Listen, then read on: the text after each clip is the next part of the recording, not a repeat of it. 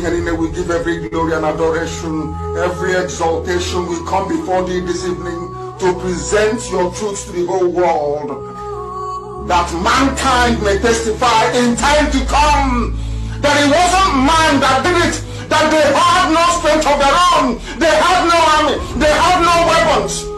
All they had was the gospel of truth and of redemption. And behold, because their hearts and their minds were clean, because the Almighty found them unblemished, that was why they were blessed, and everything they asked for came to pass. That was why this same generation, this very IPOB shall endure, for flesh cannot be mortalized, but the truth of the Most High, who is timeless, who is ageless, shall prevail.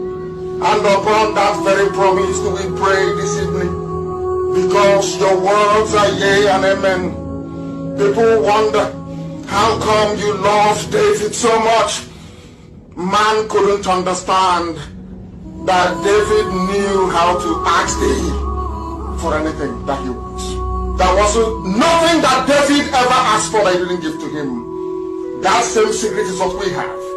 That is what we present before thee, to the hearing of the entirety of humanity this very evening, morning, noon or night, depending on where you're listening from. That we make this proclamation that your words are yea and amen, because you are God. Anything you say must come to pass. You are not man. Anytime any word that you utter, documented by the sons of men in the Torah, in the scriptures, must come to pass. Because your spirit, you are not man, you are not mortal. Every word you utter must come to pass. And on that very premise do we anchor this very agitation.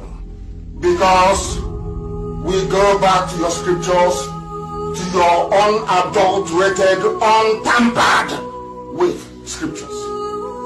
In the book of Jeremiah we pray, chapter 16, verse 14. That is our prayer this very evening from where I am. You said, for you are Lord, you are God, you are the beginning and the end.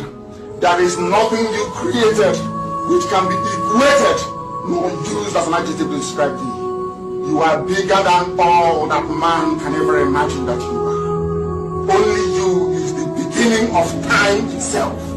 That is why the ancients call you the Ancient of Days, the Ancients of the Ancients, for that is who you are. The I am that I am, and these are your words because you are God. You said that a time is coming.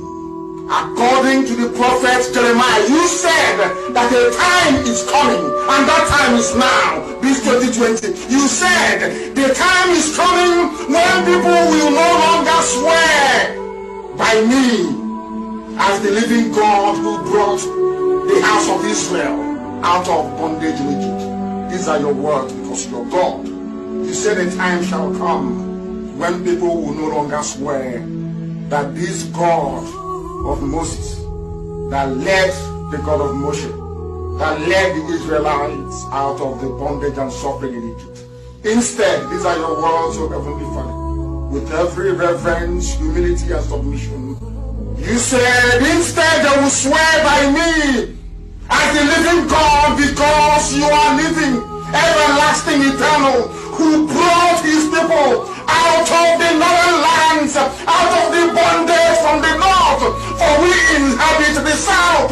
We are from the southeast. Oh Heavenly Father, you said, no longer will we remember you as the God of miracles that brought Israelites out of Egypt. We shall not be as the God that delivered his children from the criminals and darkness from the north. These are your words. And you were talking about Biafra.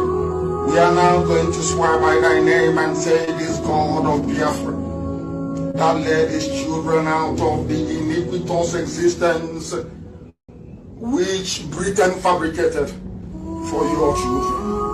And you said we are going to return from where you scattered us, from where they are killing us in Indonesia, from where they are killing us in Malaysia, from where we have been imprisoned in Brazil, from all the places we are suffering, all the places where we are being humiliated at the moment. You said, I will bring you back to your own country, to the land that I gave your ancestors, because I am God and I have spoken. And who is man to say no to the word of God? Or they cannot go.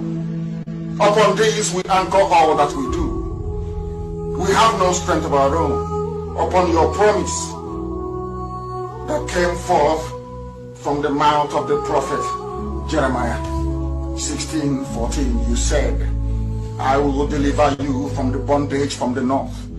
The world will no longer say, this God of Moshe that led the Israelites out of Egypt. They will say, the God of Biafra that delivered them from the forces of darkness from the north. You were very specific. You said from the north. And you are God, and may your name be blessed forever and ever. He said,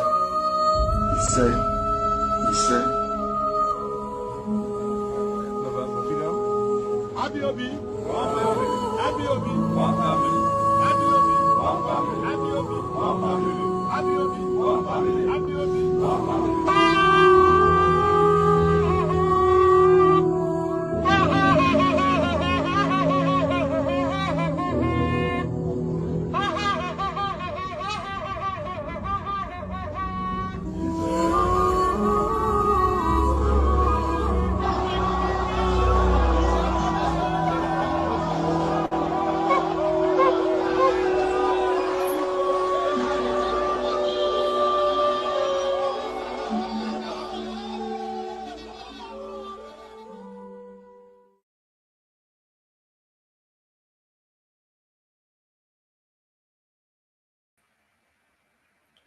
Hello, wonderful people of Biafra, friends of Biafra, and lovers of freedom.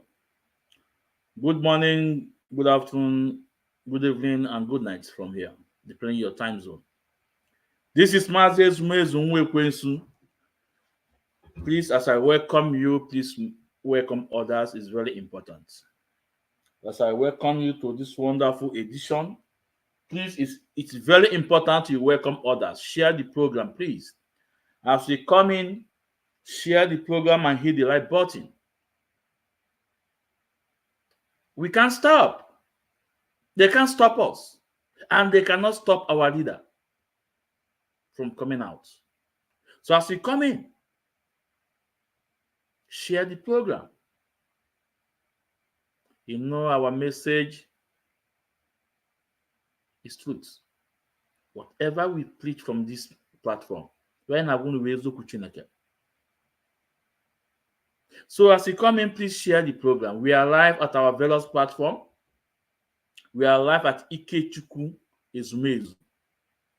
Please, if you are hearing the voice of our sound from there, please hit the like button and share the program. We are live at Ikechukwu Umadi Ezumezu. If you are hearing the sound of our voice, please endeavor to hit the like button and share the program. It's very important. We are live at our YouTube.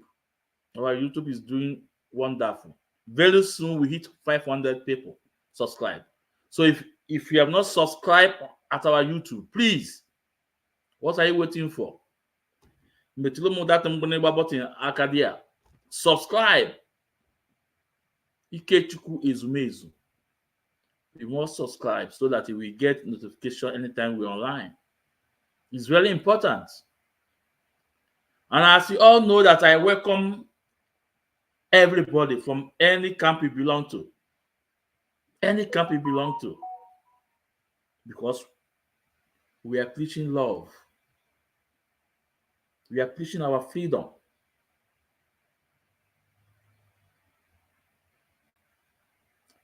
A lot of us have belonged to several camps just because of the message we had. The wrong message we had. The message you had, it did not verify. But on this platform, if you are sincere to yourself, listen to what we are saying And if anything that we say that you are not okay with it or you doubt, ask question. If you want to come in, I bring you in. Don't listen to those that said, hey, don't go to Mazi's platform. Don't go to his platform. Don't share his program. Ask why. Why did they ask you not to share my program? Why did they ask you not to come into my program? Because they know that whatever I'm saying is the truth. They know that whatever I'm saying, I'm going to bring up the evidence. That is why my platform is different. It's differ among them. Ekene m unu n'ụtụtụ, kene unu n'efe, kene unu n'abalị. Udo chi ya ma nwoke ma nwaanyị. Ndụ nka nka. So if you are not subscribed on our YouTube, please hit the like button. Go and subscribe on our YouTube. It's very important because Facebook, they're acting funny so that we can have another platform to rely on. We can go live on TikTok, but I try to connect, anytime I'm on live, so I will connect to TikTok, but have not done that yet. But I will figure it out. I'll figure it out. So I greet every one of us. As Udo Chineke here, today's message, anytime we come online, we must preach the freedom of our leader Mazi Nnamdi Kanu before any other thing. Before any other thing. That's why anytime I'm online, you must hear the sound of Biafra national anthem. You must. You must. This is Mazi's Mwekwen. So as I welcome you, please welcome others. We even welcome our enemies. We even welcome those who don't agree with us. We even welcome those who despise us. Because what we are looking for is Biafra freedom. If not this struggle, a lot of us will not know ourselves. I am a why. But this struggle bring a lot of people together. But the enemies want to destroy it. But they can't. They can't.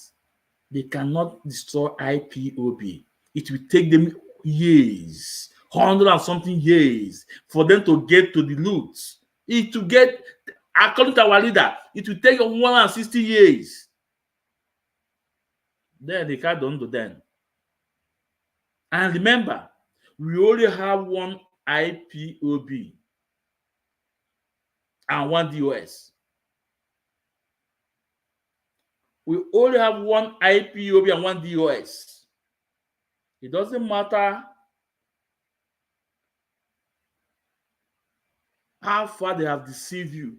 They have blackmailed the slaughter of our leader, of IPOB. No, but people like us, we will tell you people the truth. So let's go. Let's talk about our leader Mazi Nnamdi Kanu. Bola men Tinubu, good morning from here. I know you are okay. I know your agent, they're online listening to us. But whatever we are telling you is the gospel truth. Whatever we are telling you, whatever we are putting on your table is the gospel truth. So the agent, take the message to your master. Tell him that the only thing that will solve the problem right now is the leader of Mazi Nnamdi Kanu. Tell Bola Tinubu that the only thing that will solve Nigeria crisis now is the release of Mazi Nnamdi Kanu. We want him to look around, people that are involved, people that participated one way or the other of kidnap and rendition of our leader Mazi Nnamdi Kanu. Look into their various countries, what is going on there, unrest. At the same time, what is happening in Kenya? Nsobu. What is happening in UK? The protest is going on in UK. Nsobu. What is happening in Nigeria? Nsobu. These are the three countries that participated of extraordinary rendition of our leader Mazi Nnamdi Kanu. Remember, in one of my program, I told them that the land is angry. Remember, the air, the water, I told them. Because it's here, I won't. I know Nnamdi. I could put here on. I told them, go and check that program. That the land is angry. Because it is time to let its messenger go. Because it's time to let its messenger go. Because it's time to let its messenger go.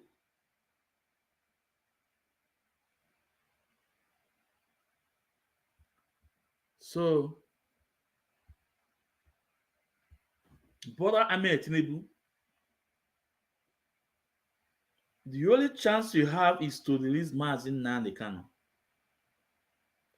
Call him on a roundtable discussion. Hear what you have to say. And follow his instruction. Because that man you are holding there have the heart of everyone. That man that you are holding there don't mean harm to anyone. Be you Hausa Fulani, to anyone, no. But his only crime that is that he cannot destroy his people. He will protect his people. Self-defense. It's an international law. It's a natural law to a human being. That is the crime of Mazi Nnamdi Kanu. If we talk about ESN, how about Amotiku? How about Mietiela and other people that form their security outfits? This is not what Mazi Nnamdi Kanu is talking about. Is it not the cry of Mazi Nnamdi Kanu that these foreigners, these Fulani terrorists, they are in our forest? They are making our people to pass through hell. They are raping our mother, buying our father, killing our sisters, that it cannot allow this to continue. Is it not the crime of Mazi Nnamdi Kanu? What is the crime of Mazi Nnamdi Kanu?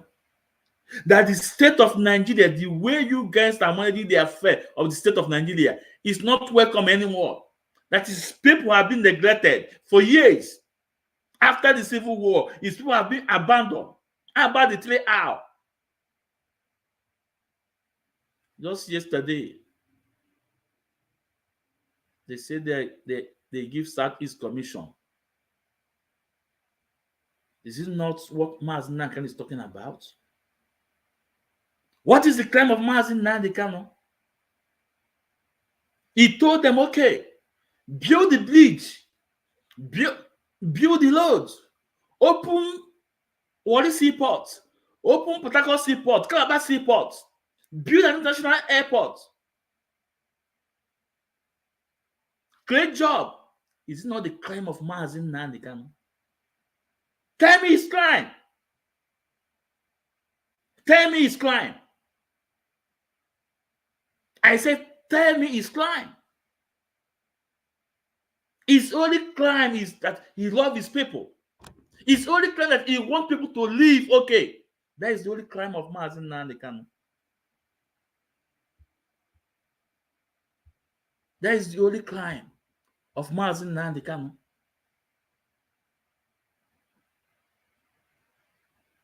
And you people who are an innocent man,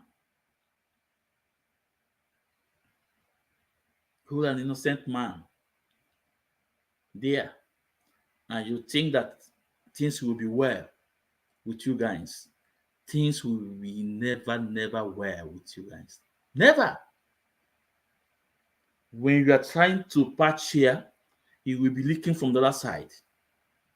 Because Mazi Kanu said, I did not send myself, but Chukwu sent me. And that's why I was born into this family. And what did Mazi Kanu said? We welcome the regional coordinator, United States of America, Mazi Chiezoku. Mazi, you are welcome, sir. Ndewo, you are welcome, sir.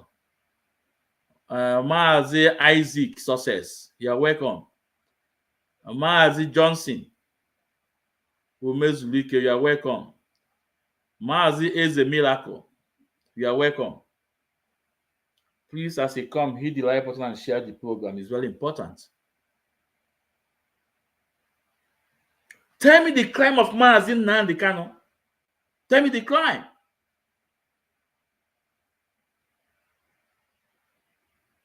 It's only crime that he wants to protect his people. It's only crime that he don't want the foreigners to occupy the land grabbers. It's only crime that he said no to Fulani terrorists, for them to create IDP camp because of the activities in our land. Have you called Plateau? Ask Plateau what is going on in Plateau State. More than 40 communities in Plateau State has been wiped out and chased away.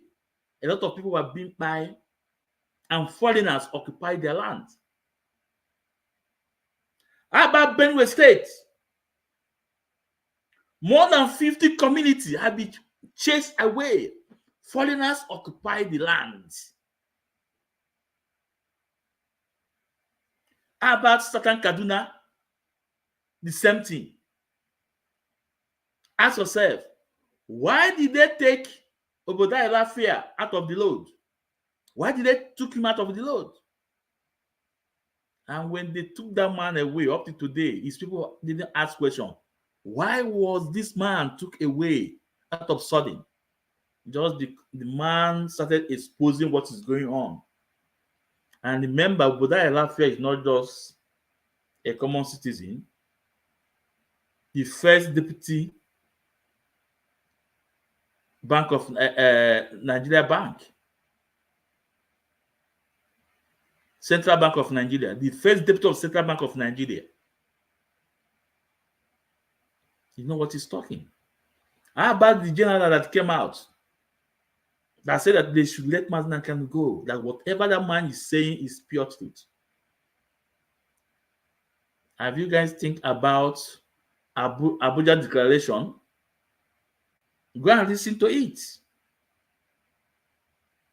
Have you guys think about why Nigeria is originally an Islamic state?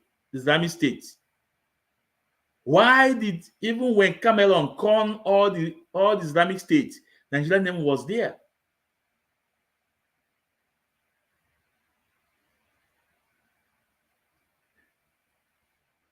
I hope my brothers from the south, for the coastal region, will rise up. I hope Tom Polo will rise up. I just hope. Because all what they are doing is their own. They gave you pipeline security. You think that is all. You thought that is all. And your people are dying in pain. Your people are dying in poverty. Go to the region, our borders, and go to the coastal region. Go and see what is going on there.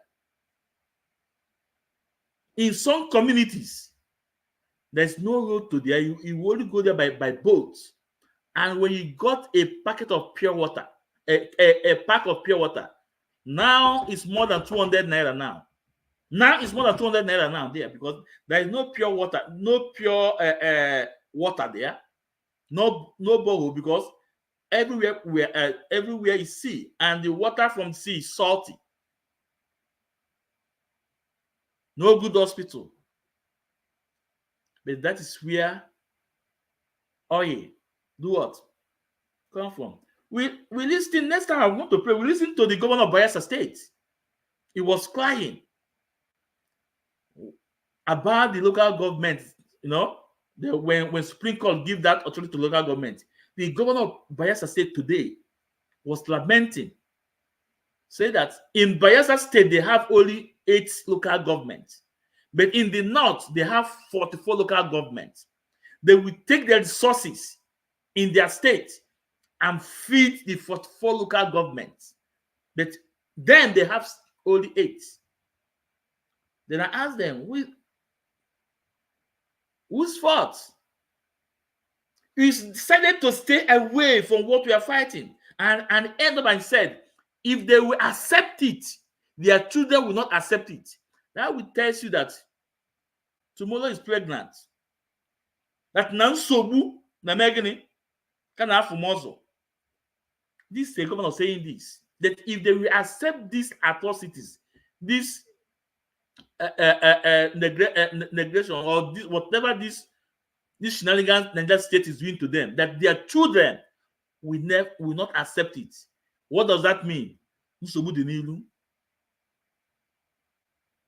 Then I asked the governor, why can't you take the mantle now than to leave the battle for your children? Why can't you take the battle now than to leave the battle for your children? Because this is exactly what we are doing. We don't want to leave this thing for our children. We are doing it. If peradventure we did not succeed, our children will start where we stop. You are holding an innocent man and you think that everything will be okay with you. And I would also like to bring this video up. It's very important for Igbo politicians, for Southeast governors, for our elite, for those that has called the list of Mazi and Kanu. It's very important for you guys to listen to this video, because I played it yesterday and I will repeat it here today again. It's very important. It's very, very important. Because this man, like I said, today. So, like I said, this man, you want to hear his voice now. What he said was not done. It was not that ordinary person. It was former Atiku presidential campaign manager. He lived his life in UK. His family live in UK. He's a lawyer, and now he has dumped Atiku and joined APC. He dumped Atiku and joined APC. And this is comment is worrisome. That's why I said to Benjamin Kanu yesterday, the Deputy House of Leb, Onwe this man Emala. Onwe this man Emala. Or when Emala, take this statement from this man, look into it.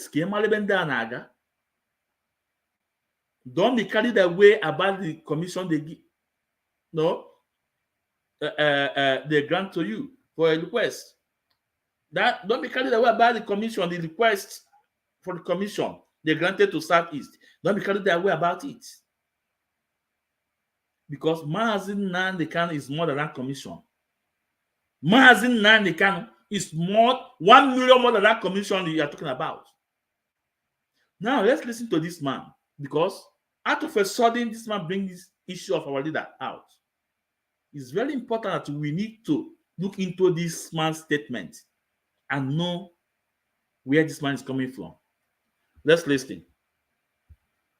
So, Mr. Bola, so yeah, we've seen your images with the president, and you've been speaking lately as well about that. We hope you can hear us, Mr. Bola. So, could you tell us, do you think the president or presidency is getting the message from Nigerians about this protest?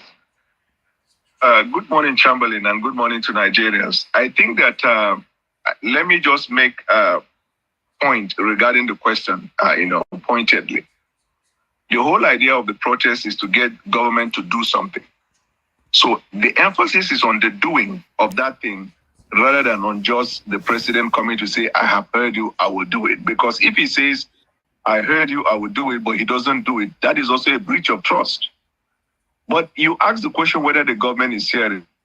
I believe strongly in the last 2 weeks, not only has the government heard and communicated to Nigerians that the president is assiduously working towards fulfilling some of the demands of the protesters. We have seen policy direction and implementation that is that is tailored to the needs. For example, they talked about hunger. This is one fact that nobody is under illusion in Nigeria that there is extreme hunger. Nobody. Because virtually even the rich, they are affected by this element. Because if you think you can feed your family, you must have noticed that the number of people who are now approaching you, seeking for food, either from home, from village, from everywhere, has increased, including religious leaders. So we are all at Edom as regarding hunger. The approach in dealing with the hunger, the president over the last 2 weeks has taken policy measures and decisions in a bid to deal with that. The Federation of Nigeria consists of not just people in the center, but people in the state and at the local level. The redistribution of the wealth of Nigeria through the increased allocation is part of the bid of government to deal with hunger at the local level, meaning that the state government, with the increased allocation, can as well use this money to deal with hunger in their locality as well as the local government. In addition to that, the president gives them 10 billion every month in a bid to deal with this, imminent problem confronting our people because of crisis and insecurity, we have not had enough farm. Then you have, dry season. Thankfully, we're coming to rainy season, so in the coming months, there will be food sufficiency. The president even went beyond that and said, look, I will even import food. And a lot of people are criticizing him because the policy before now is that we don't need to import because if we import, it will affect our local market sellers. The president also approved the release of truckloads of food to reach out to the people. And then 3 days ago, he has also approved the sale of 50 kg of rice for 40,000.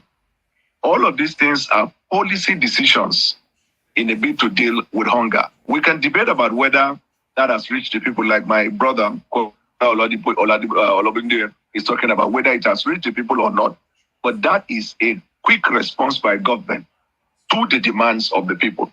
And then you can escalate that to virtually every other demands that the protesters raise, except for a few ones that, of course, if it has to happen, it will require constitutional amendment. And there are those that are practically impossible, like the demand for the release of Nnamdi Kanu. There is a judicial process that has commenced already.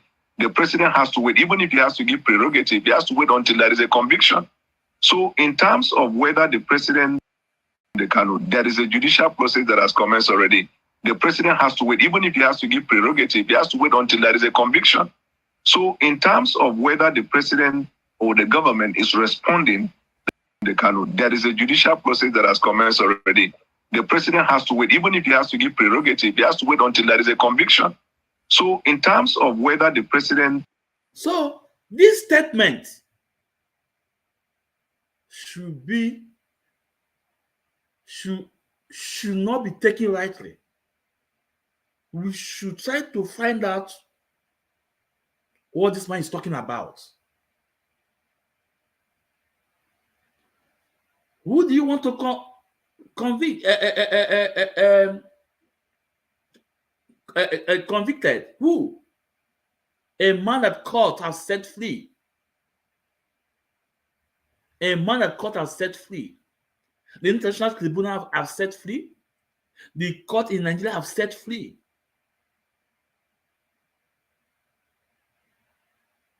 This was the same thing the so-called Buhari said, that he don't want to interfere in the court issue.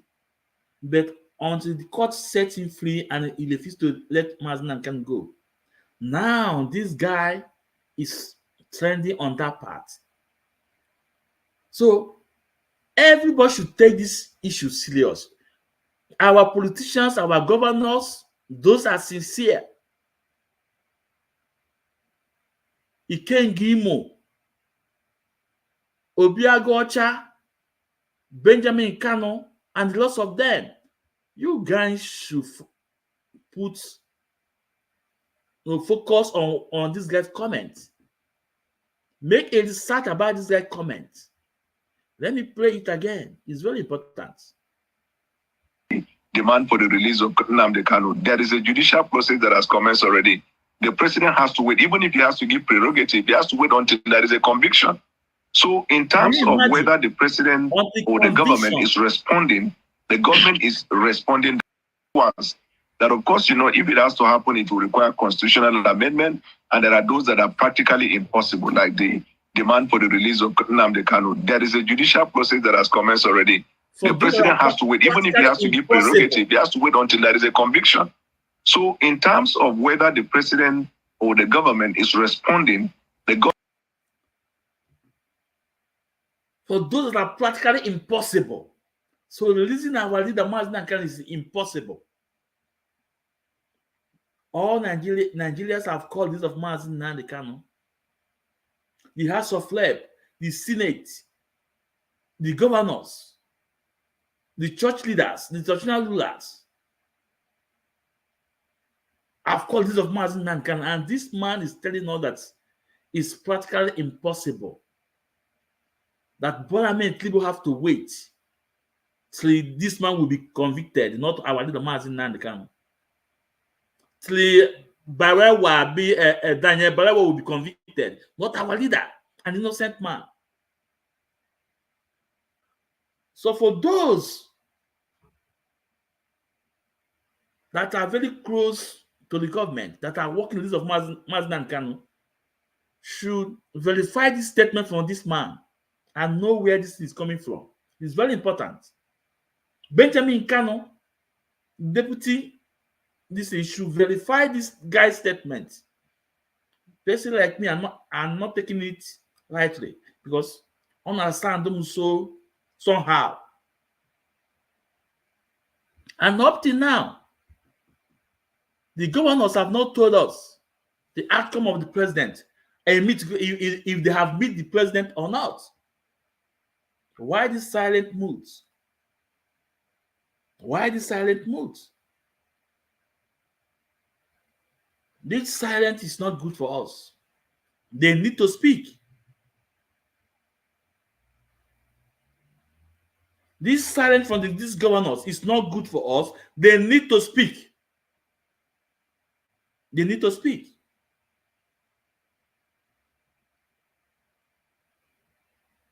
And we heard from Benjamin Kanu, Deputy Speaker, telling us about signing or not signing, Mazi Nnamdi Kanu signing or not signing. For me, I don't know that thing I would want to sign, but all I know that Mazi Nnamdi Kanu will never abandon us.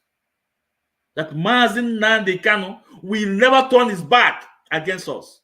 Never. Our leader Mazi Nnamdi Kanu will never turn his back against us. And whatever he's doing it for us, for the betterment of us, for the good thing to happen to his people.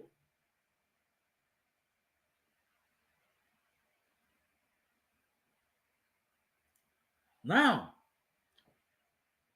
there are a couple of videos I want to play. And this video,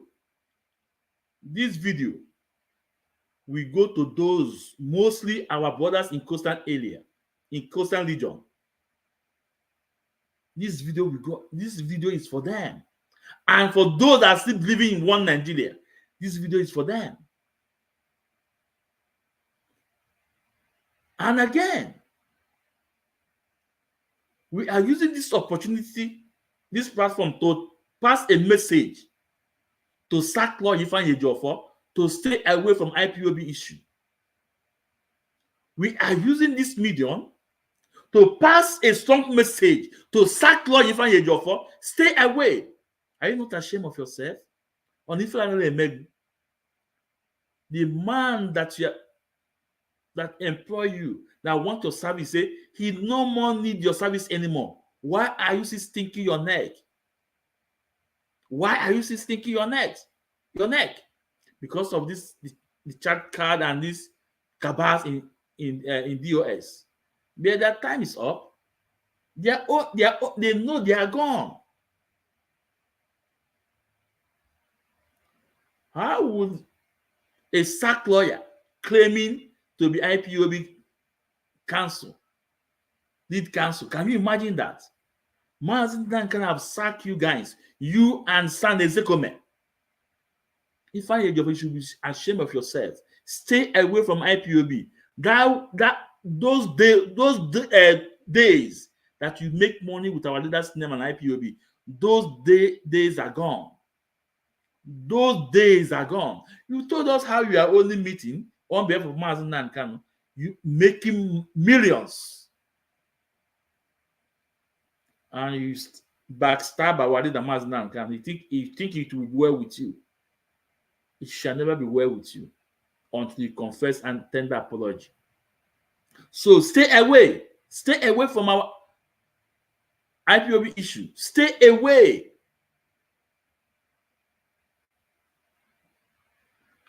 Now, Biafrans, there's a video I want to play. One is 11 minutes, one is 6 minutes. But first of all, I have to play the one of 11 minutes. Then I play the one of Oshomole.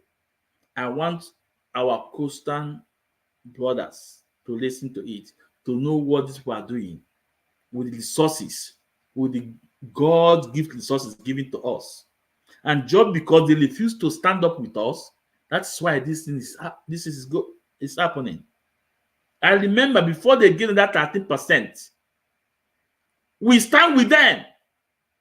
We stand with them. The whole South is stand with them. That's why that 13% was granted to them. We stand with them and fought. Say no, this must be given. That's because some of you are beneficiary from every government that come around, like people like Ike Clark. And I said to him, we know how much you have done. Yeah, you have worked this of Mazi, but you still need to do more. You still need to wake your people up. You still need to tell your people that what Mazi is fighting is for benefit of everybody, including your children or your born children.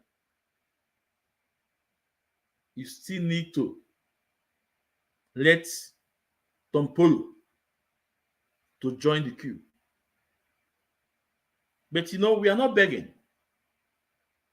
We are not begging for you to come to stand for what you believe, but for you to come and fight for your own. We are not begging for you to stand up and fight for what belongs to you, but you allow others to enjoy it. We had about $69 billion money, the money from oil sector being stolen and dumped in America, Texas. What do you guys do? Nothing. But they will give you guys contracts to safeguard the pipeline. And you think that is all in your own God-given resources. Come and join hands with your brethren. They have divided you, telling you that Igbo man is your problem. Tell me, how is Igbo man is your problem? Tell me. How is Igbo man is your problem? The oil well in your area, or when Igbo not there, is not on us. And West. Tell me, how is Igbo man is your problem? Tell me. NDDC commission they give to you guys, is Igbo man? Who control the money in the NDDC? NNPC, which people work in NNPC? Who is the group managing director of NNPC? Is it Igbo man? Tell me how Igbo man, how your brother is your problem. Tell me. Divide and rule system. Divide and rule system. Now let's listen to this guy. It's very important. 11-minute video. Then go. I want you all to listen to this.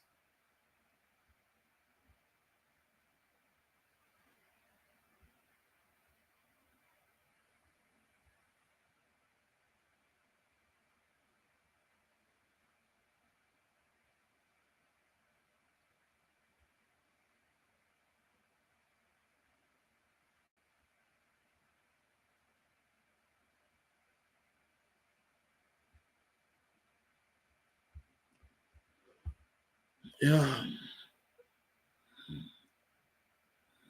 To compile a list, the list of emails and phone numbers of all the major oil marketers so that we can send an email to them to give us feedback on whether or not they received fuel subsidy from 2016 till 2023. As I was preparing that list, the list was ready.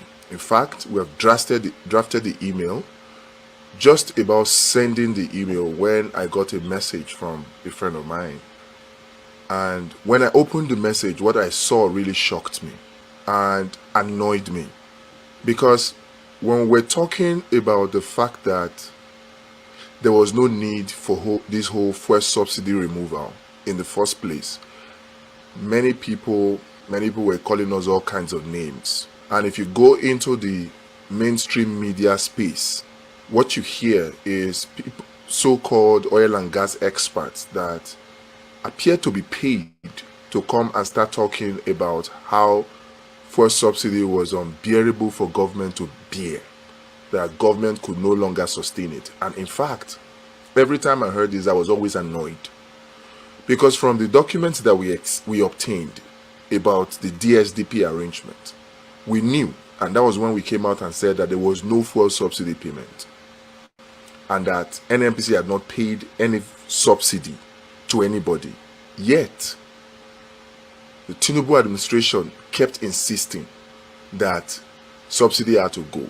And we kept insisting, if there was no fuel subsidy in the first place, if the whole fuel subsidy regime was a fraud, what is the whole point of increasing the pump price of fuel to deal with a fuel subsidy that was a fraud? What is the point?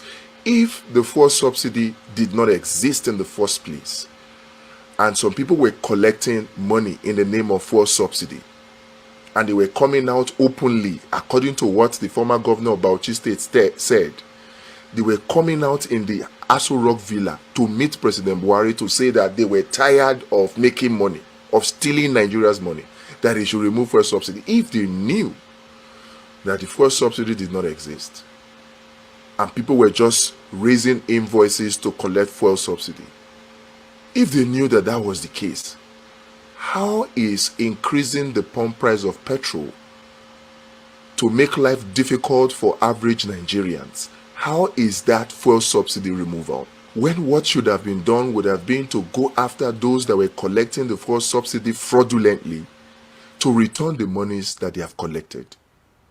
That would have been the solution. But we were not looking in that direction. I was determined to make sure that we got to the bottom of it and exposed everybody that was involved in the fuel subsidy regime. We have done a list, a compilation of their contact email addresses, and then their phone numbers. So we're going to call and also send them an email. And if they don't respond to the email, we also did a compilation of their addresses. We're going to send them hard copy letters, after which we're going to take them to court, because we wanted to get to the bottom of it. So what did we do? Right at the point where we're about to send the emails was when I got this message about a probe by the House of Representatives. The House of Representatives ad hoc committee investigating the subsidy regime payments from 2013 to 2022 has said that the profiles of 23 oil companies trading in Nigeria are not known, according to data from the Corporate Affairs Commission. The chairman of the committee, Honorable Mustafa Ibrahim Aliyu, at the resumed hearing of the committee with a couple of oil companies in attendance to explain their role in the deal with the Nigerian National Petroleum Company, NNPC Limited, said that they have serious questions to answer. Aliyu, who read the list containing the names of the individual companies, explains that a communication from the Corporate Affairs Commission, CAC, on the request of the committee came back without any information on the affected companies. At the bottom of that document was a statement that was shocking to me and annoying to me. So when I said that there was no fuel subsidy and all the evidences came out to corroborate that fact, that there was no fuel subsidy in the first place and that there was no need to increase any pump price of petrol, because even with the old price of 185, 195 naira per liter, NNPC was already making a profit of over 100 naira per liter. At 195, NNPC was making a profit of over 100 naira per liter. The studies are there, the empirical data are there. In the document that was done, that was presented by Dr. Agbon, it was stated there clearly. But since nobody will believe, since mainstream media will not believe, and the Tinubu administration kept pretending as if there was a fuel subsidy that they removed, we continued, only to find that the House of Representatives had set up an ad hoc committee to investigate this whole DSDP arrangement of the NNPC, and they had investigated this subsidy regime, and they came to some conclusions. And part of it is this annoying one that I will read to you right now, that Tinubu was made aware of, that Buhari was made aware of, yet they still went ahead to dance to the tune of the World Bank and IMF to increase pump price of petrol, to privatize, to devalue Nigeria's naira, to increase the school fees of university and unity schools in the name of signing the student loan bill, to privatize Nigerian company in the name of signing electricity bill. They were just doing all manner of policies to play and dance to the tune of the IMF and the World Bank. They still went ahead despite knowing what I'm going to read to you now. Look at it. Earlier, the committee quizzed representatives of Sahara Energy Resources Limited, Oando PLC, Hyde, and AA Rano, where they took turns to explain contract deals with the NNPC, saying they only lifted crude oil in the direct sale, direct purchase scheme and were not part of the subsidy payment.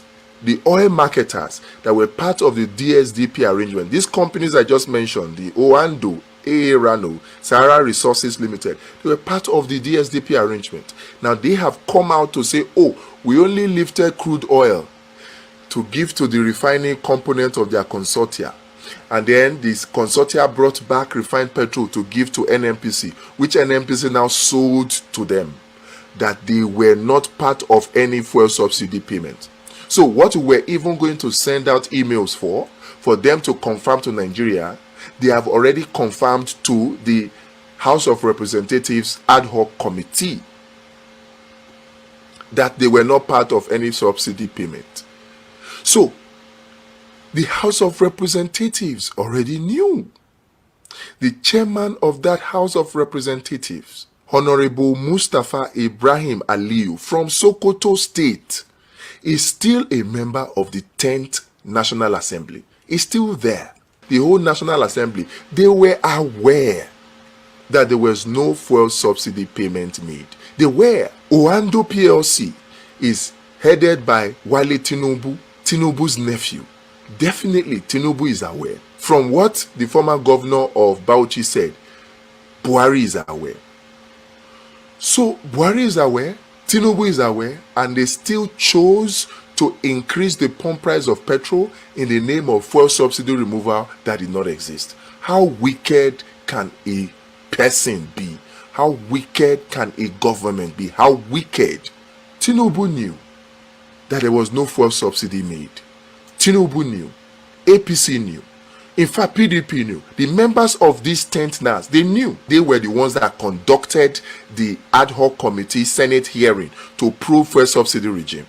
They were the ones that conducted it and came up with this conclusion, where they were told categorically by Sahara Energy Resources, Oando PLC, AA Rano, that they were only involved in lifting crude oil in the direct sale, direct purchase scheme, that they were not part of the fuel subsidy payment. These are the same major marketers whom NNPC claimed that they paid subsidy payments to.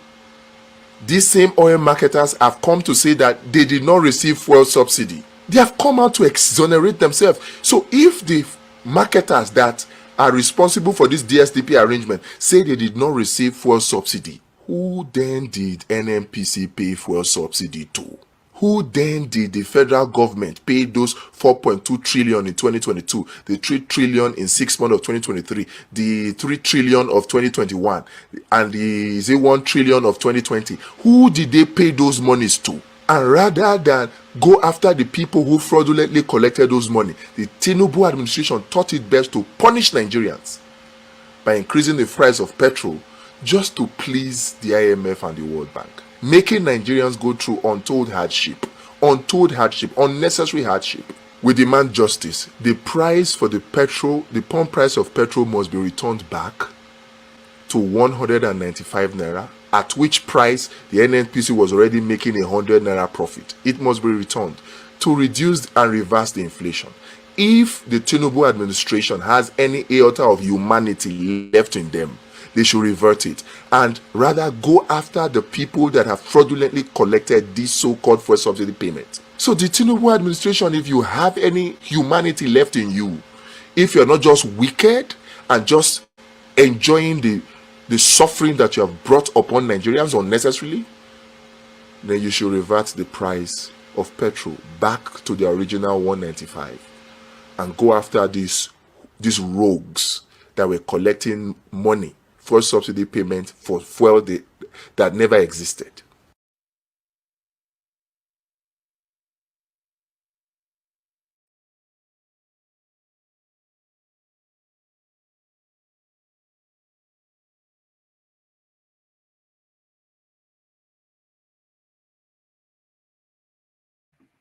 So, okay, my people. I don't want to interject. I just want it to flow. So for those of you that still believe in one Nigeria, for those our brothers in regional, a coastal area, I want them to listen. Fraud. Nigeria is a fraud. Nigeria is a fraud. And guess what's listening?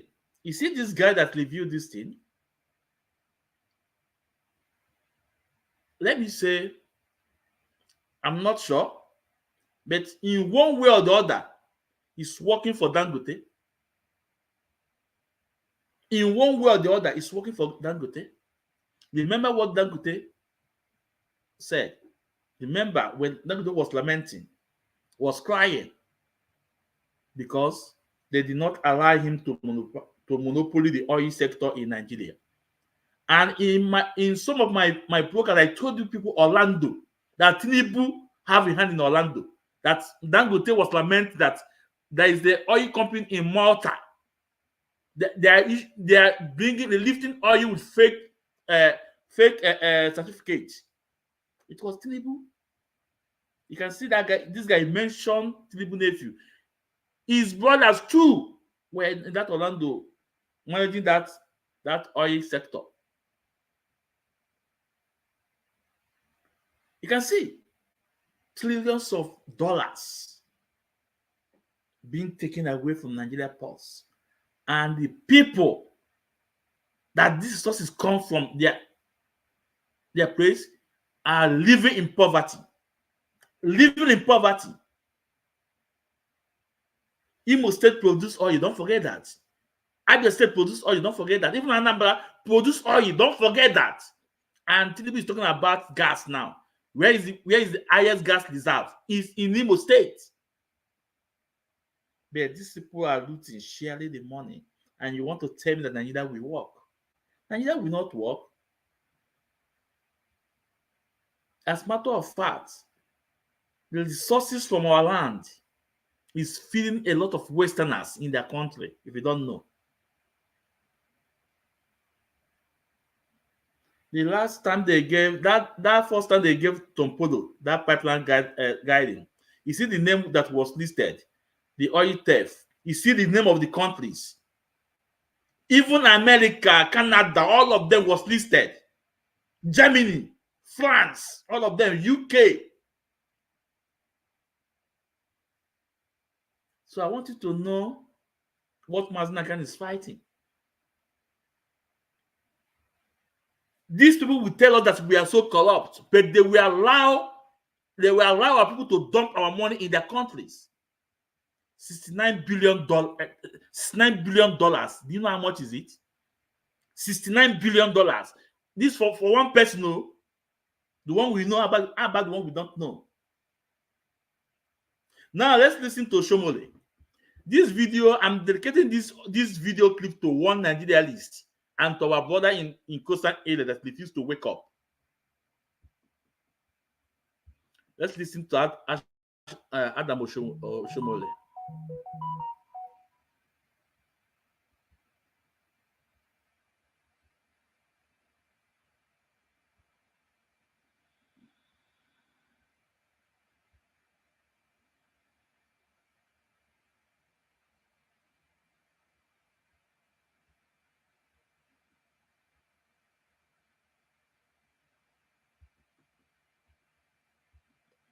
This video.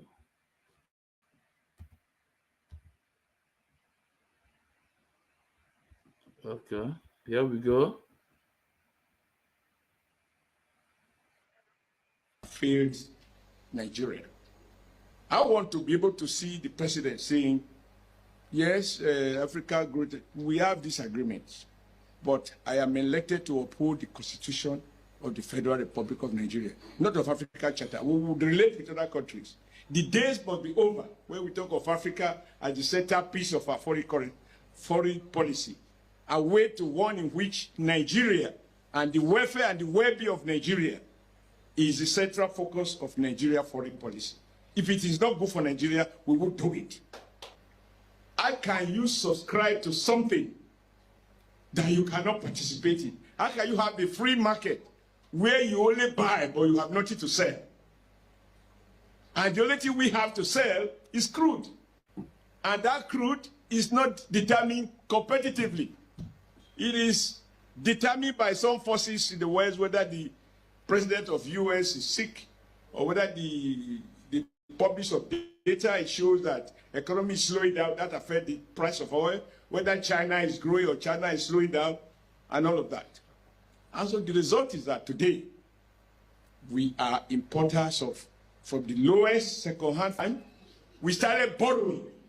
And to encourage us to borrow more, economists tell us about how much you can borrow in relation to GDP. They'll always have some statistics as if this were in the holy documents. And so we borrowed to a point that they now came back to say, you have overborrowed. And for us to support you, you must devalue your currency. You must float it. Thus subsidize consumption. And when you devalue your home, goods and services produced at home will be cheaper, and therefore you have greater export opportunities. Because Nigeria-made goods, we find cheaper prices overseas, and foreign goods will be too expensive for the natives to buy, since we are now in our native land. And because they can't buy, we've got to have a more realistic balance of trade. And that is how around 1978 or so, the Naira was devalued from where it was 1 Naira to 1.5 US dollars. When I went to UK to pay my school fees in the UK, I got my check from, I believe, Barclays Bank, which is now Union Bank. And I said, if indeed there is such thing as a visible hand, why do we elect a president? Why do we elect a government? The market, by its nature, is not accountable, except to the buyer and the seller. But we elect governments that are accountable, that we should be held responsible for our collective well-being. And so when I heard him today say what he said, I said, then I'm not exactly crazy. So I am going to start my conversation, not a lecture, just a discussion the way we used to do under the village tree, you know, because my father was is the greatest teacher, and my mom, assistant teacher. Between the two, everything I have, they are responsible. I think that if we take a critical look at where we're coming from, Nigeria was at its best when, I believe sensibly, and when we celebrate China, we just look at the outcome without looking at the system that produced that outcome. The Chinese also go to the World Bank. They also go to the IMF meeting. They listen. When they finish, they say thank you. They go back to Beijing and do what they call capitalism with Chinese characteristics. The interest rate is not market-driven. The rate you change your money in hotel is the same rate you change it in the bank. I know it because I've been there. That is not market forces. That is state regulation. And when a state functionally abuse power, they execute. They kill. And so, without following Western models, China has become, over a period of 15 to 20 years, they had double-digit growth consistently, not based on market liberal models. When Washington insists that the Chinese currency is overvalued, the Chinese reply, it is not the foreigner who will tell us the value of our currency. In Nigeria, our people will go to the World Bank and IMF, they will tell us what they think we are. And we celebrate that fifth rate, what do they call them now? They have these funny, not funny names, well-known names in West, that they have given us B+, B-, B+++. What the hell does it matter? We are to rate who we are, not foreigners. And until we return back to this homegrown policy and damn the consequences with the world, because they are going to fight us, I do not think that romancing with them is going to deliver us. No, it will not. And they will turn around to accuse us of corruption. And yet every kobo stealing and kept abroad is in their banks. But they are not corrupt. If we recognize that we were at our best when the Nigerian state make policies that are informed by the Nigerian condition, then let us revert back to that. If we don't, free market, these liberal, neoliberal economic policies that Nnamdi was speaking about, can never deliver prosperity to the majority of our people. It is based on the principle, whether stated or implied, survival of the fittest. If you are poor, it is your fault. If you survive, you are intelligent. And we have smart guys who manipulate the back. So, this is Adam Oshomole. It's also part of the government. It's lamenting. Today is lamenting. Today you feel like telling Nigerians what is going on, what is happening. So with these two videos, can you hit your hand on your chest and tell me Nigeria will work? Nigeria will never work. And don't forget that even these Westerners, they will be the last person, the last people to see Nigeria divided because they are getting a lot. They are getting a lot.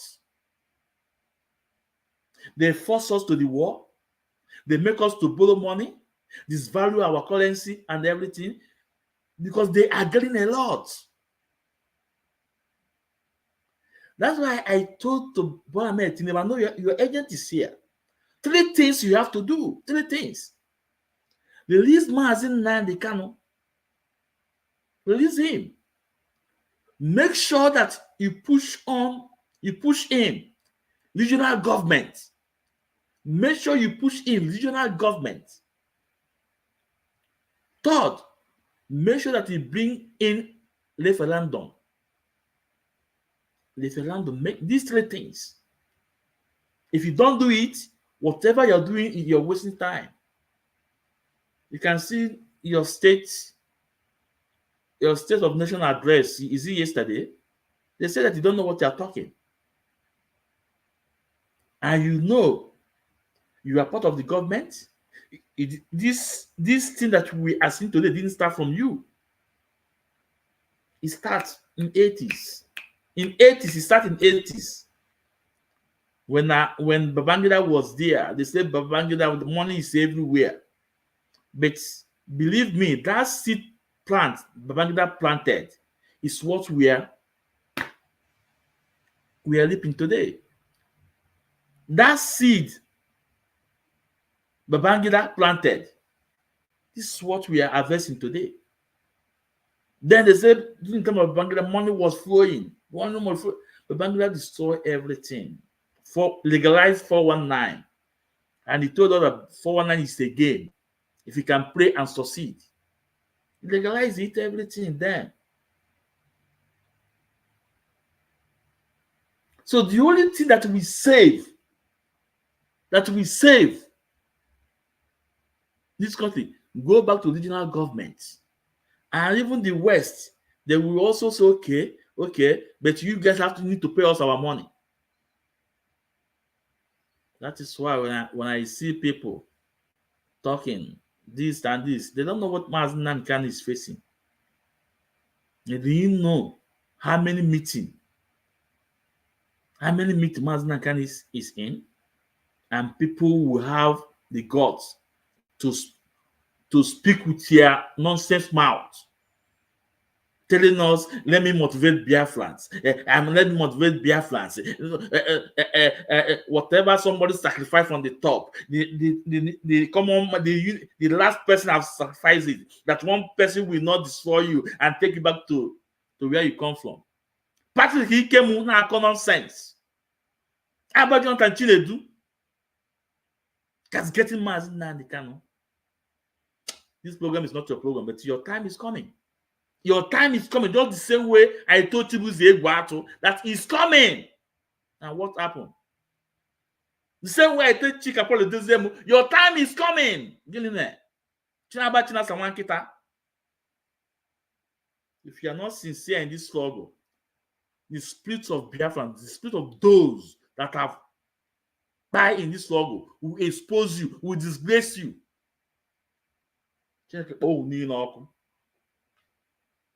Now, there is another theory they are trying to bring in out. Our own is, I am doing what I know I can offer to Biafrans. I am doing my best. I am within my capacity. This is what I'm doing. What I can do is for you guys that are watching. What you can do is to share. If you refuse to share, it's your own pocket. It's your own game. That's your now you sabi. Just because they told you don't go and do this. But you know that what we are saying here is truth. And I have challenged you. If you say that what I'm not saying is truth, come in. Let's educate Biafrans. Come in. But you cannot come in. But they will brainwash your brain in WhatsApp group. They will brainwash your brain in anywhere you belong to. For you not to see the truth. But you cannot stop the truth. You can't stop it. He cannot stop the truth. Now, after that Igbo must go tweets that we exposed, another one came up again. They were looking from everywhere to make sure they blackmail Igbos.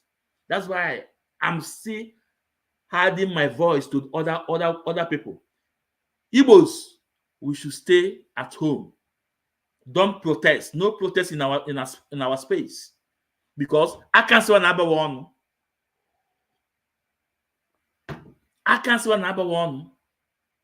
Have you asked yourself why out of a sudden you saw Northerners protesting with Russia flag? Why? What is going on? We saw Iran working very close to Putin. Listen, first of all, I am a fan of Putin. I believe in what Putin is doing. I believe in Putin. Putin wants to defend his people because no man will allow enemies to come through back door for his territory. No man. Just the same way when Russia want to go to Cuba. America said no way, he won't allow Russia to be in Cuba. It's the fact. So I don't want to go into politics of Russia and Ukraine. No. But I want you to know that Putin is trying to save his people. Don't know that. But why out of a sudden they say it's hunger protests to end bad government? We start seeing Russia flag. And believe me, we're going to play a video from Aisha Yusuf. As of yesterday, Aisha told us that 26 people were by in the Kanu state. 26 people were by. Ebu mmadụ 26 in Kanu state yesterday. That tells you, ọnwụ gburu ala ji, nwụtịzi ala ma jiri gịnị ka ọ ya eme? Ọnwụ gburu ala ji, nwụta ala ma jiri gịnị ka ọ ya eme? In our space, we are not going to protest. No. If there's any protest, we're going to protest is free Mazi Nnamdi protest. And we will be ready for that. For what is going to happen. Now, let me bring this up for you guys.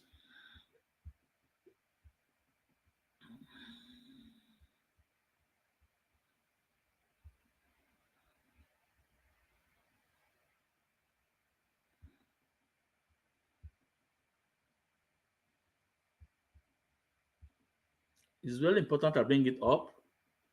And yesterday, I shared it on my page, on my Facebook page yesterday. But it's very important I bring it up for you guys to know that these people are not sleeping. They are not happy. As you can see, yeah. And this was also forwarded to Dele Momodu. We are going to see the response of Dele Momodu on this statement.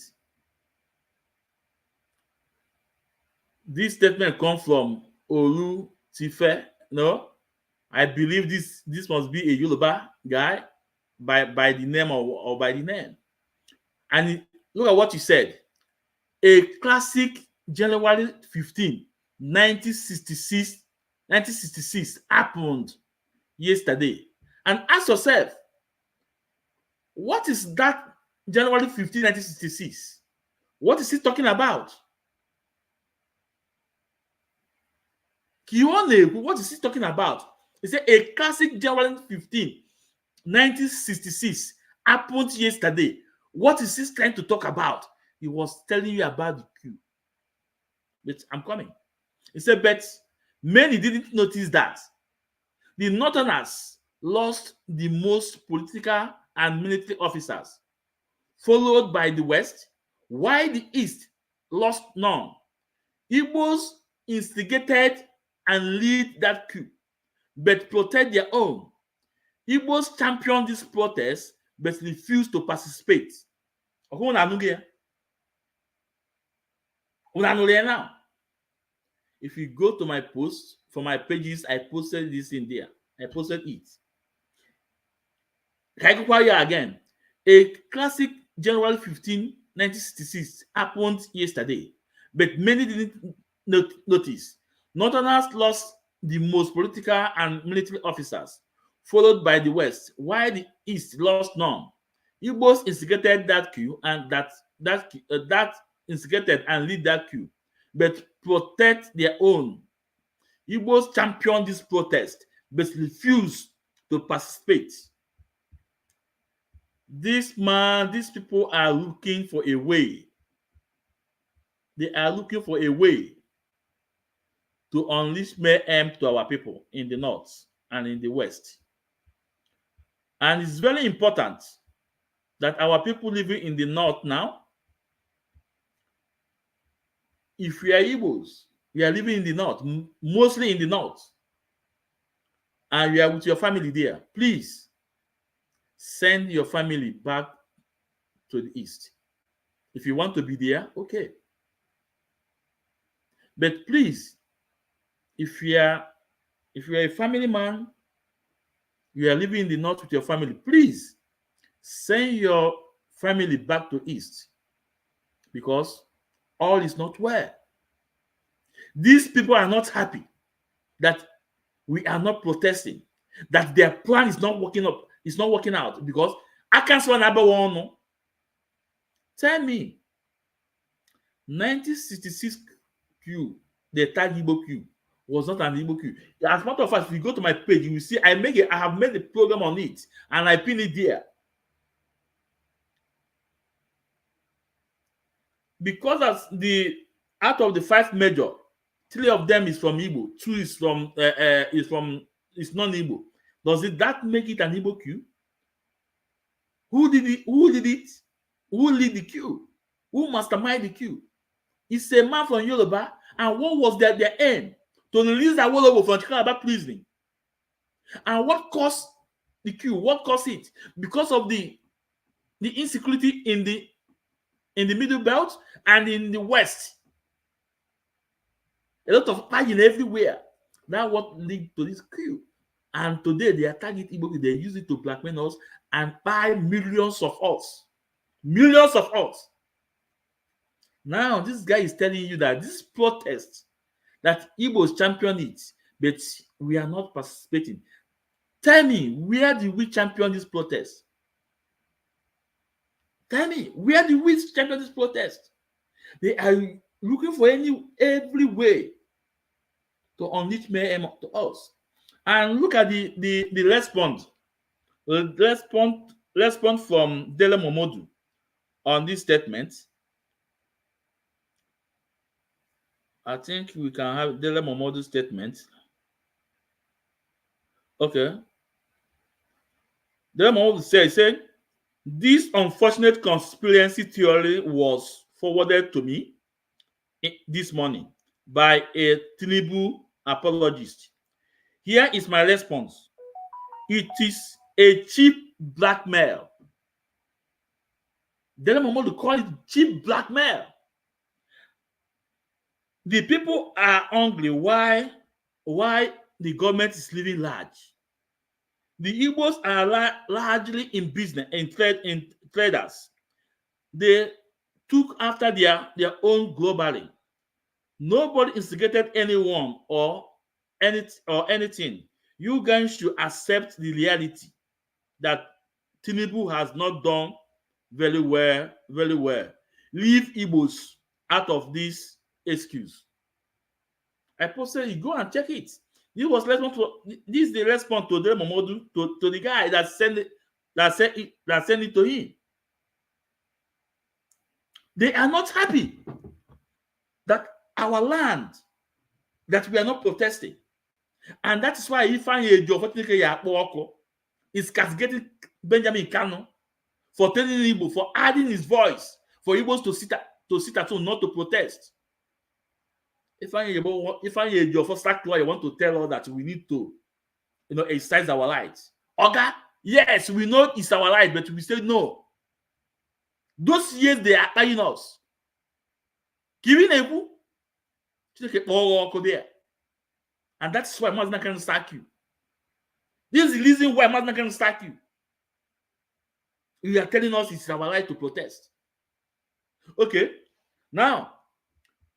And let's hear from Aisha Yusuf.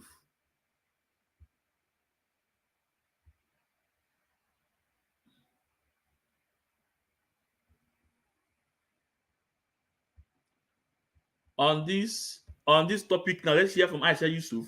I will play another one from her again. I saw this thing on Dele Momodu's page on X, formerly known as Twitter, and his X handle is @Dele Momodu.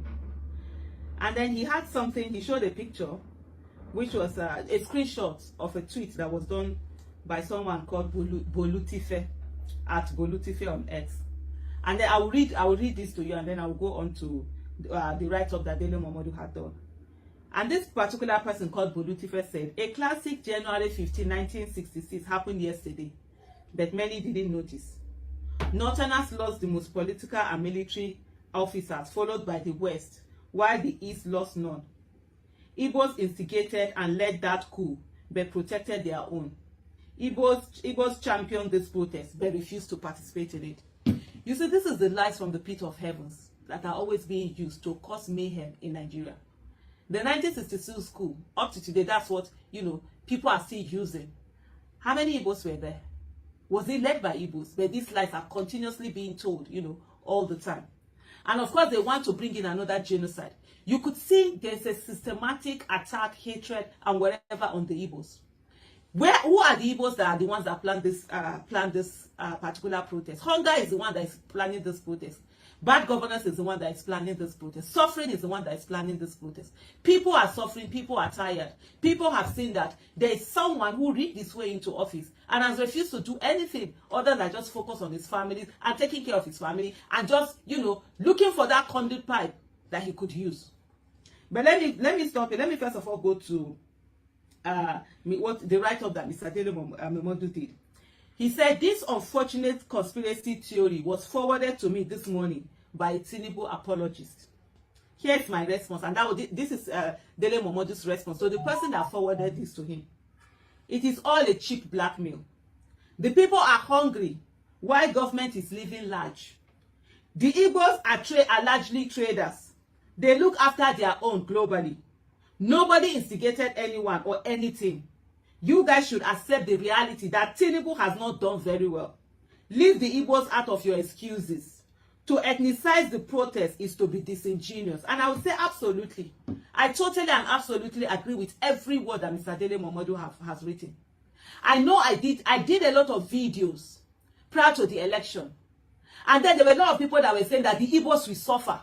I remember doing a video. I said, look, if there's any tribe in Nigeria that is wired not to suffer from the shenanigans of a Nigerian government, whether it is led by a legitimate or an illegitimate president, are the Igbos. Why? Because they've been through civil war. They've faced the most heinous thing that you can face from the Nigerian government. They've been deprived of their properties and given mere, is it 20 pounds? Yet, they were able to come together. I think that's why they have that Ozomena. Never again. They were able to come together and help each other. And that's why they have also the Igbo apprenticeship system, where one person helps other people, and they've grown out of that. A lot of people kept mocking that the Igbos are going to suffer, that they will not win election, that they will get the election. But today, who are the people who are suffering? And then you're looking for ways to give a dog a bad name and then be able, to do whatever it is that you want to do to it. That's not the way it works. Face your failure. Face if this person, this Tinubu apologist, and this person that is writing this write-up from the name, I'm going to make an assumption, and please forgive me for that assumption. It might be a different person, but from the name, that's a Yoruba person. Tinubu is a Yoruba person. Face the failure of Tinubu and take on the rigging of Tinubu. And you also accept the failure of what is happening because you allowed the rigging. This has nothing to do with tribe.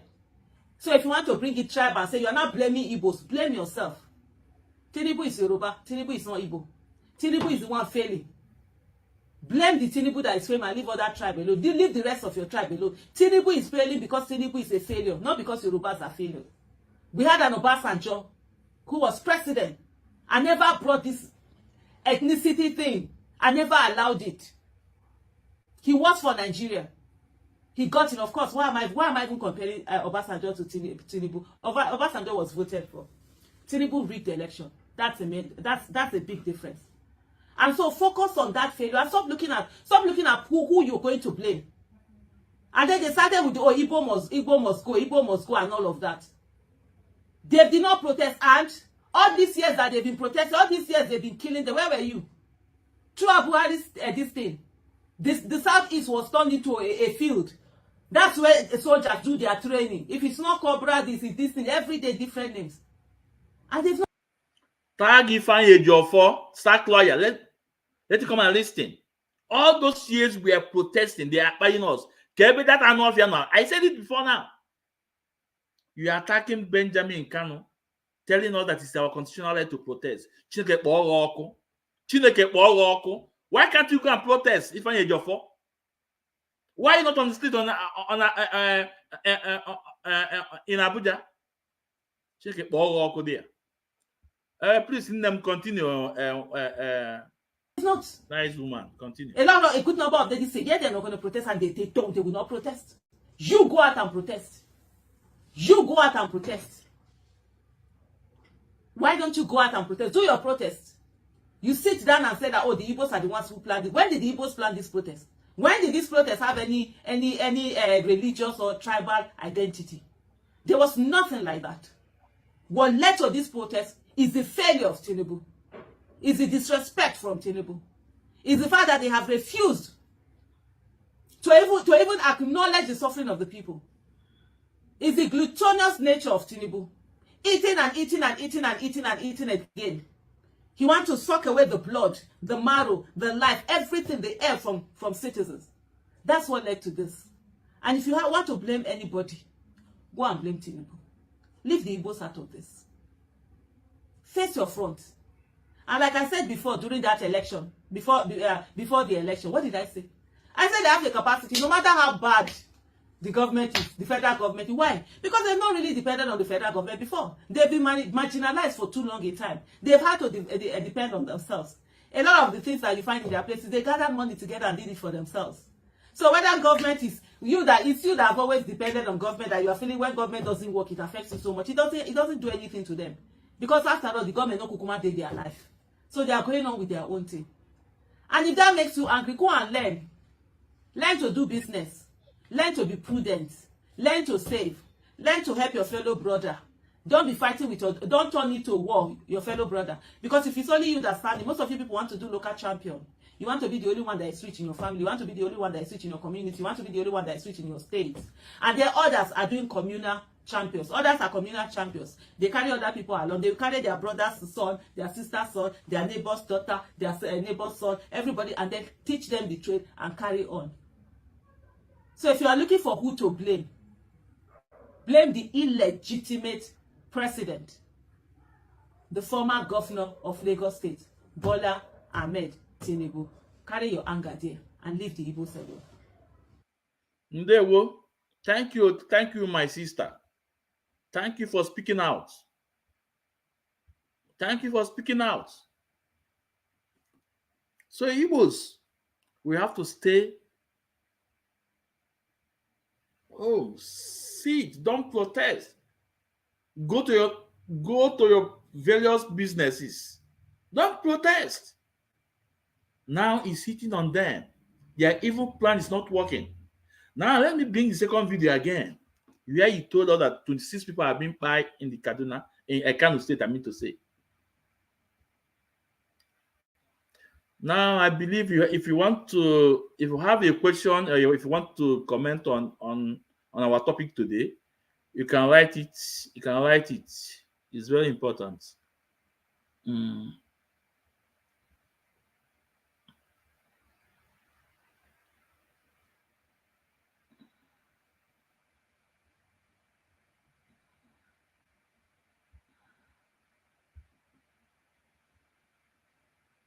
Or if you want to comment, everyone, I just went on Twitter and I saw the massive number that have come out again for the protest, day 4 of the protest in Kanu State. Yesterday was day 3 of the protest, and killings happened.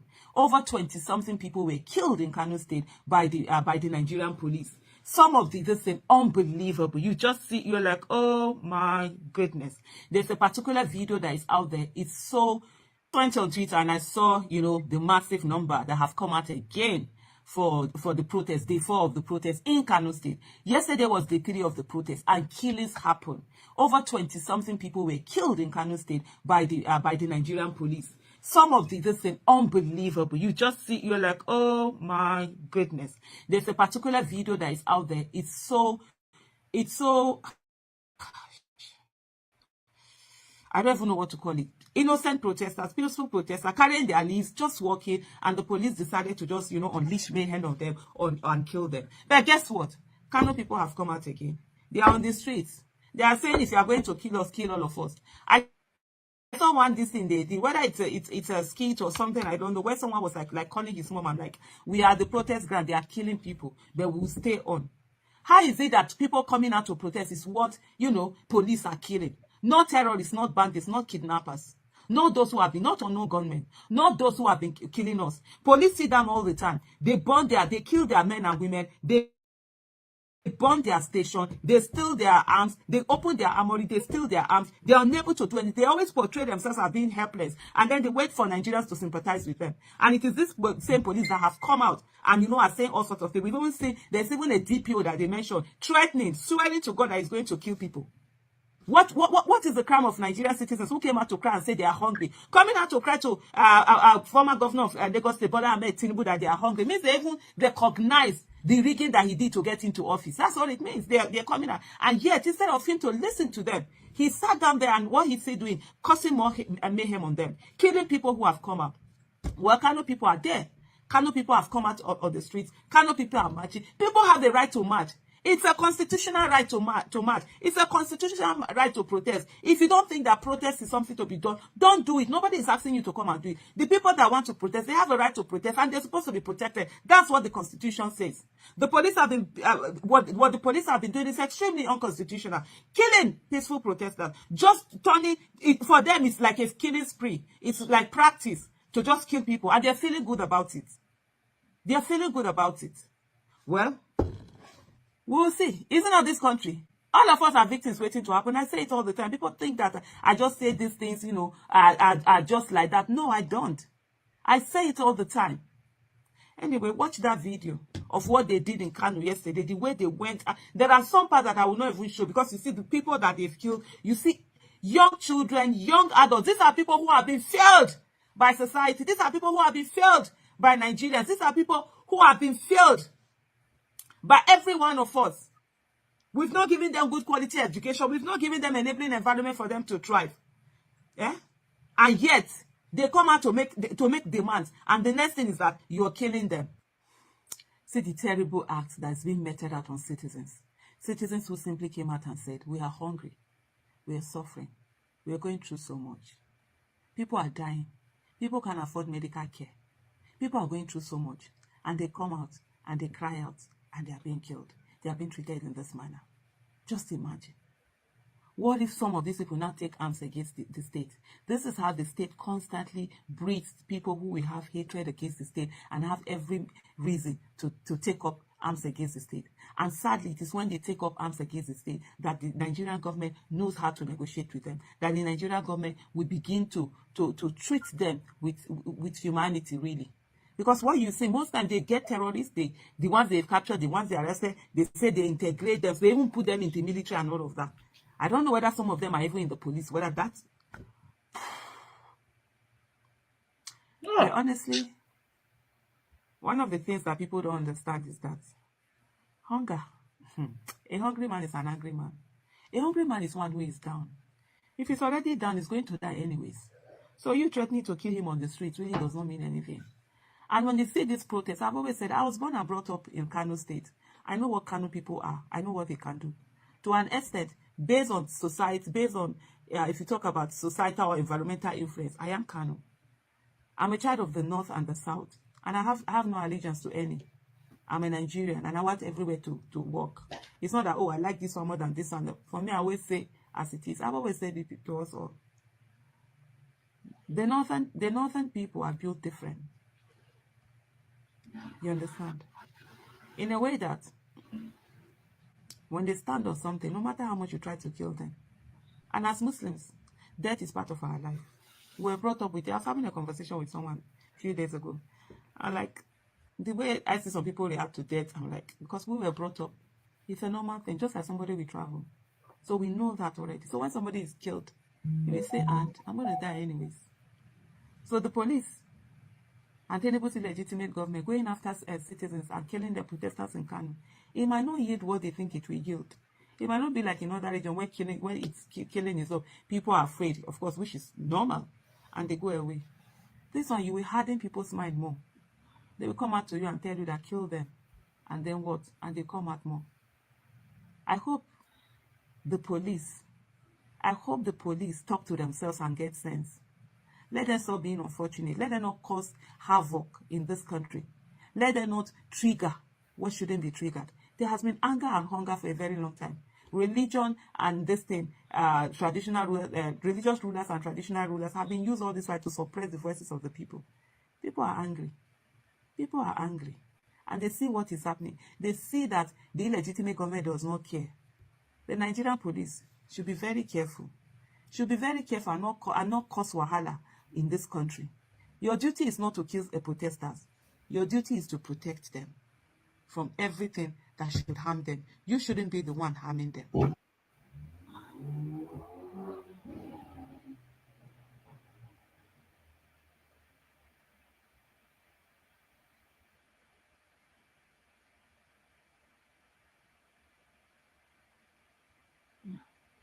So you can see 26 people. So please, Igbos, no. Go your normal business. Don't protest. Let them enjoy the government. Let them enjoy the Nigeria. Remember when they start buying us. Remember when they start buying us from the hands of the Westerners about women's riot 1929, going down to 1945, just 1946, 47. Remember up to date. So this time around, let them enjoy it. Let them enjoy the government. I can't say I ever won. This is one of the protests in, I think, in the Kanu.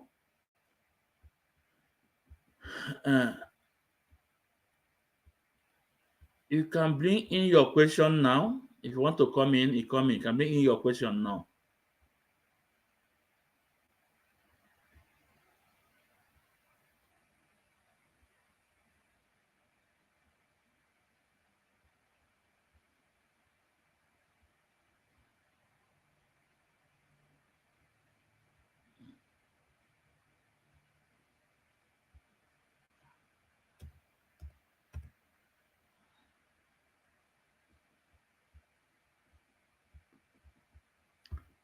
Let's look at, no? Look at this protest. You see? So, you can see, the North, they are the one that want to bring down Bola Ahmed Tinubu government. But Yorubas, some of Yorubas are saying Igbos.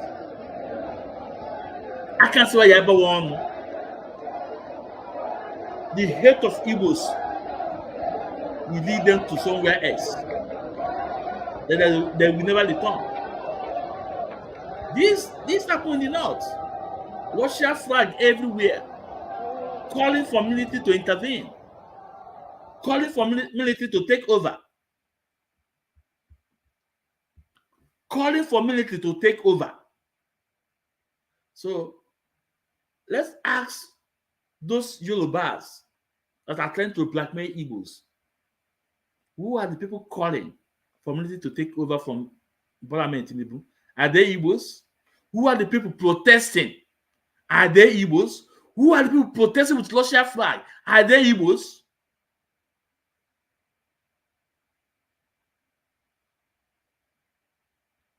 You can never stop oppressing people. It can never stop people that are so nice or are so genuine in anything they do. Or it can never stop anyone that's not fighting you and you want to fight him. It can't stop him when he come after you. And this Igbo must go something that we talk about, you know. We say, let them bring it on. Bring it on. This time is not to beg. No. Our elite is those that are, you know, dancing with the caliphate. But we say, bring it on. You think this is 1967? No, it will happen in every man's doorstep. Bring it on. Igbo must go. Bring it on. We are not afraid. Bring it on.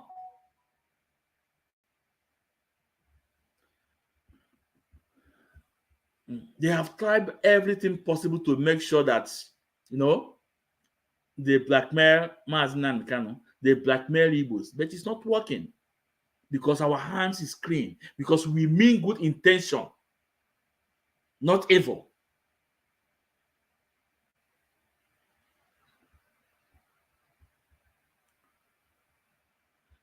Now there is a video. Let me play this video. How they are trying to make sure that Mazi Nnamdi Kanu is not on the it's not any more relevant on the struggle.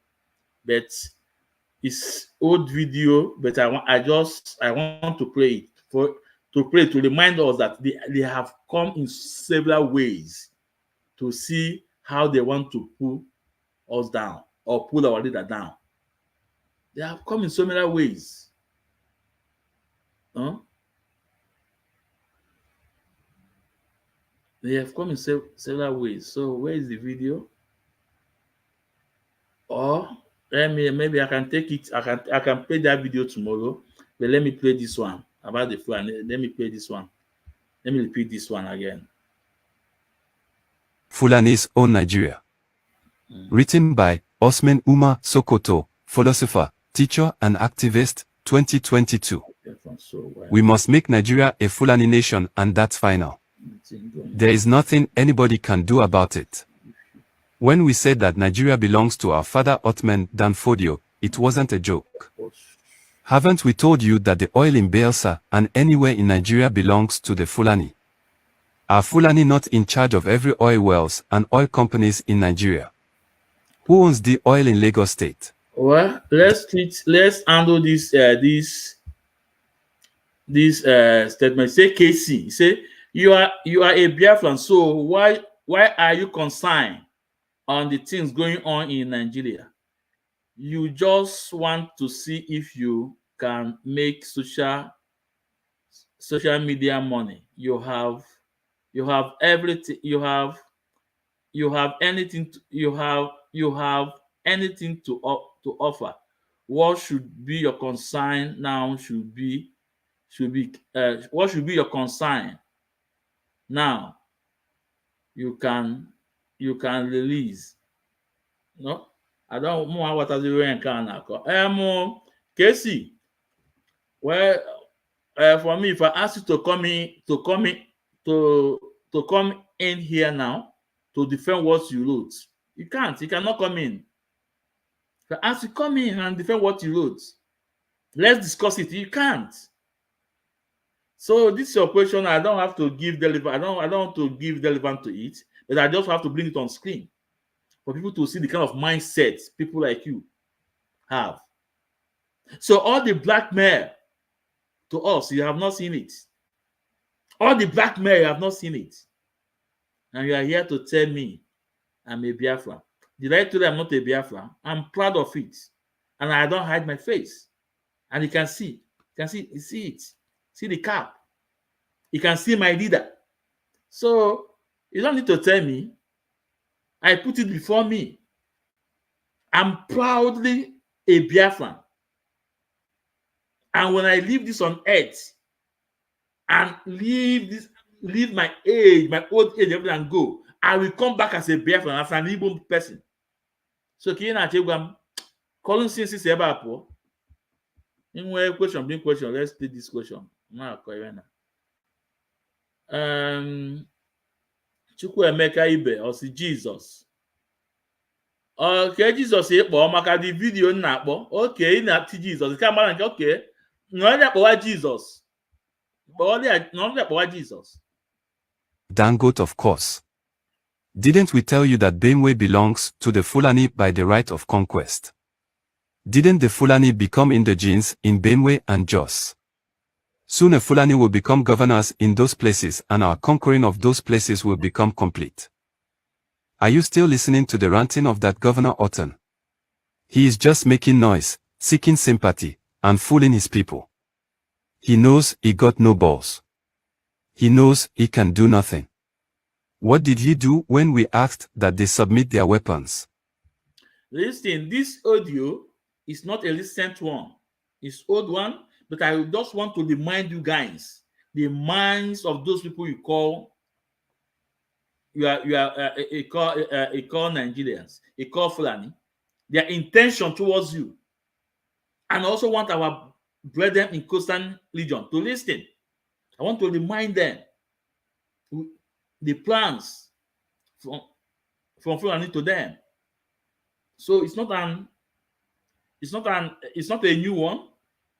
But I want to remind people the plans of the Fulani terrorists. Let's continue. Nothing. They submitted, even when they knew that our foot soldiers, the Fulani headsmen, are still with their AK-47.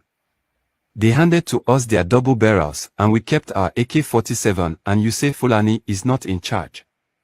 Are we not in charge? We laugh when people make noise. Let me ask you people. What did you do when we started showing you all the different faces of the president? What did you do when we took over the police, the army, immigration, custom, etc.? Did you cough? Is Fulani not in charge of all security segments? Is Fulani not DPOs and army chiefs in all your localities? What have your leaders done about it? Have you not seen herdsmen killing people? Have you seen one herdsman in police cell or prison? How many herdsmen have they sentenced? Have you heard that army attacked herdsmen camps?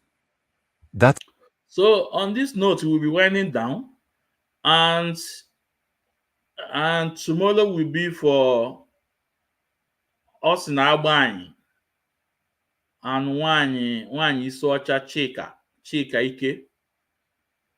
Meli Ike, aka Adadolamma in France. Tomorrow will be for his program. So don't miss it. Tomorrow, don't miss it.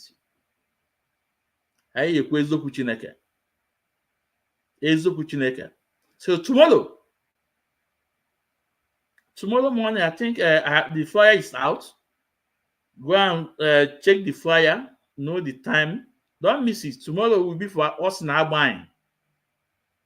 Tell what's now. I just now buying. What is going on in France? I'm not going to check. So tomorrow, don't miss the program. Let's continue. And we'll begin to wind down. If there's no question here, we'll call it a day. Air Force bombed them, or police responded when our Fulani headsmen came for attacks. What happened when we killed 300 in Agatu? What does that tell you? Is it not enough for Fed governments to declare state of emergency and fish out the killers? Governments will only sympathize. What does the silence of your leaders tell you? They are our slaves. Both from the south, southeast, and west, everyone you call your leader is our slave. And before anyone joins them, he or she must agree to be our puppet. Do you wonder why Ebonyi State Governor still protect Fulani headsmen and kill his own people, even after our headsman killed his own people? Are you surprised that former Governor Obiano has Maeti Ola representatives in his government? That's when Fulani headsmen under Maeti Ola are killing his people. We own them and they are our puppets. We can save and destroy them anytime. Can't you see what is happening in Imo State? What did your leaders do when we removed your elected governor and put a man that took fourth position? Did they cough? Ihidioha is foolish. For 1 year we wanted him to start worshipping us and he refused. He allowed IPOB to demonstrate without our soldiers killing them. Now he is a governor only inside his family house. Ho ho ho ho. Let me tell you the truth. You must worship the Fulani if you must rule your people in Nigeria. Our slave Hope is doing a nice job. He has killed ESN commander and he is still killing. When we are done, you all will understand how powerful the Fulani is. We are master planners. Do you know the number of Fulani from West and North Africa that have become Nigerians in the past 20 years? And with NIN registration more will become Nigerians. Are Fulani not sacking villages and renaming them? What have you all done about it? When we declared no visa for Africans, we knew what we were doing. We will take over Nigeria and you all will not do anything. We opened our borders and allowed Fulani from West African countries to come in and we call it visa on arrival. If you cough, we imprison you, send you to exile or waste you. Yes, your leaders are our slaves. Is Tinubu not worshipping us? We promised him president and he started betraying his people. Let him come and be president, let us see. Are Tinubu and Osibajo not fighting now? It is part of Fulani agenda. The presidency is going back to the north. Wait and see how it will happen. That one in Rivers State called Governor Wike. That one is a big clown. He was bragging to be a hitman, claiming up and down that he loves his people. What did we do? We simply promised him the vice president position, gave him more chances to loot his people, and he went mad and started killing his people. He gave his own Abigbo women to our soldiers to rape and kill. We are not done with you guys. Those ones they call Ohanis is now ours. When last did you hear them talking? We bought them over a very long time ago. Whatever they say today is what we want. They are now a tool to further Fulani reign. They said that they can't be Islamized and Fulanized, but you can go to Enugu and Ebonyi State and you will understand what we have done. West. We are on top of the game. We have already taken Ilorin a long time ago. We have gradually taken lots of places. Didn't we send them to the Benin Republic as refugees? More and more to come. Where are the Afinefears? Where is Sunday Igboho? Where is Nnamdi Kanu? Where are the Yoruba Obos? Where are the human rights activists? They are all silenced and caged. The only obstacle along our way is that one calling himself Motsi Nnamdi Kanu and IPOB. But we will deal with them. We will use his own people to deal with him. And we have started already. Didn't we get his people to proscribe his group even when they killed no one? Didn't his governors support Operation Python Dance that helped us kill more than 300 of their own youths? If you doubt it, then tell one leader in Southeast that condemned the killing if not that stupid and useless Abarib. We have raised men among his people to write against him. We have successfully brought some people around him over, using their own Eastern leaders. But in their foolishness, they never knew it was the Fulani that sent their own people to buy them over. Is his former ally and deputy not today against him? What did you think happened if not the power of the Fulani? We are getting closer, and we got no much time. Quran must be dipped into the Atlantic Ocean. And that's final. Islam is spreading fast, and many Christians are converting to Islam. Where are the pastors that can talk? They are after their own selfish interest. Nigeria is a Fulani inheritance. We planned this decades ago and we must actualize it. Presidency is going back to another Fulani man in PDP that will spend another 8 years. Wait and see as things unfold. Written by Osman Umar Sokoto, philosopher, teacher and activist, 2022. I hope you guys enjoy it. It's a pity. It's a pity for what is going on, and whatever he said, a lot happened. How about the proscription? It's not the governors, Obiano. It's the governors, Obiano. No? We have our comrades here. Mazi, you are welcome, Mazi. Yeah. Good morning or good day. Yeah, afternoon from here, Mazi. You know, I'm about to wind down. No? Okay, Mazi, you have the floor. Introduce yourself. Yeah, I want to, you know, dear friends and IPOB worldwide, I want to address the issue of that video. They want to throw the Quran in Atlantic Ocean. I don't know. I don't know if there is ocean in a Sahara Desert. There is none. And what I want to say here is whatever that is playing, APC are playing the games. This is, now they are starting playing the grassroots of their campaign.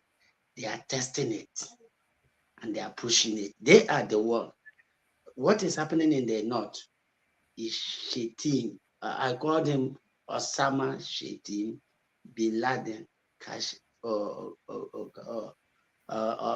Osama Kashin Bin Laden Shetima. He is the one engineering that nonsense in the north. Remember, he said, or let Buhari, he has retired him. Now the power is in these things they are doing, you know. They want to slaughter our people, destroy their. They want to use the suffering of our people to gain their useless political interests. And the truth is that we understood and we oversee that, and that we have to come on air and begin to condemn that nonsense.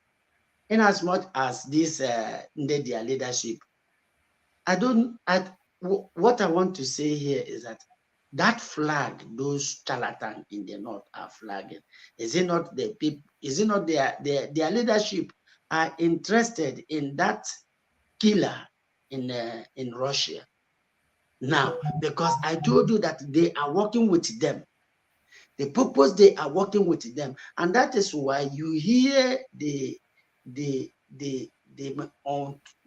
most untrusted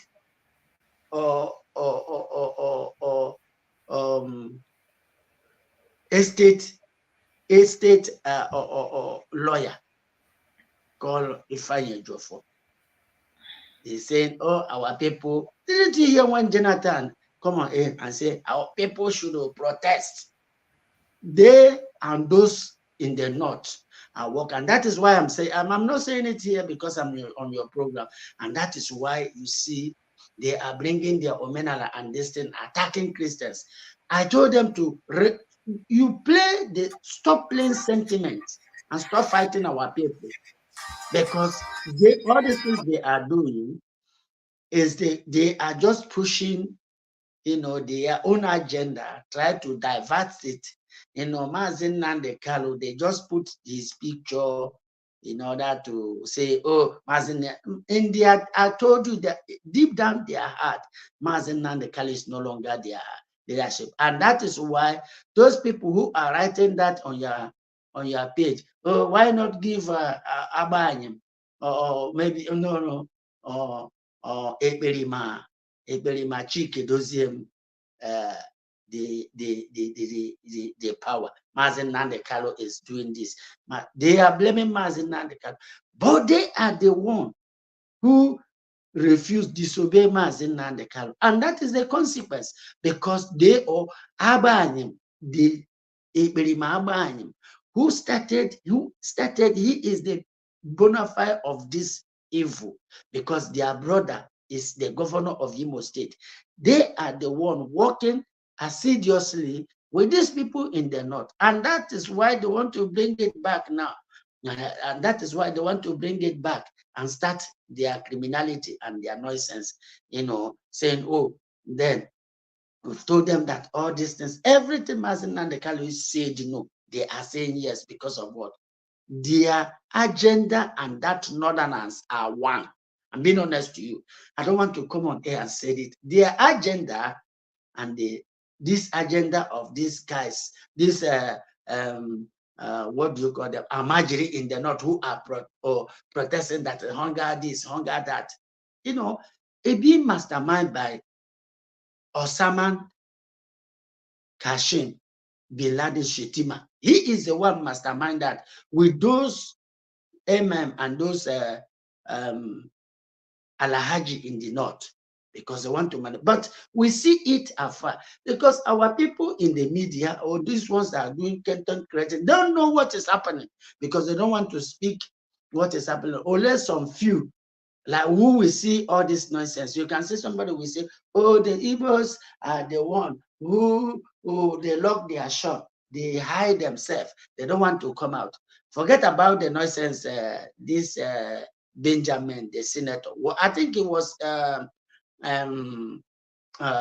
Labour before he just joined the APC recently. So because he's just saying that because we have pushed that message across, and our people have heard what we are saying. He want to add his own voice, like as if he is doing us favor. He's not doing us favor. He's not speaking on our behalf. Even going to Mazi Nnamdi case or something of that. Any APC who told you that is involved in concerning Mazi Nnamdi unconditional release, who is saboteur? I beat my chest and telling you through to this now as I'm talking to you, he is a saboteur. And that is why you can hear some idiot to say, oh, to release Mazi Nnamdi, he has that guy is an idiot talking that rubbish. And the Lego team Mazi Nnamdi is not going to respond to him because they are just, all these puppets who, who are feeding from the crop of their masters from the table. That fall from the table, then they just, because they don't have anything. Those people, you see, Aisha, and Aisha, what he was saying concerning and what Dele Momodu, I saw that in overnight. Dele Momodu was saying concerning, say, somebody that sent him that they want to, they want to bring Igbos into this. Who is pushing it? Is the country I am living with are pushing that agenda. Yeah. Make no mistake. They are the one pushing it, and they will push it. And they will push it. Mazi, because of time, what I want was question to So can we time we talk about it? Only two questions first. It's the important first now. Now, first of all, you talk about Russia flag. What was statement you make? Can you clarify yourself again before? I said that Russian flag have a significant, right? Who are pushing the agenda of the Russian flag are under their leadership.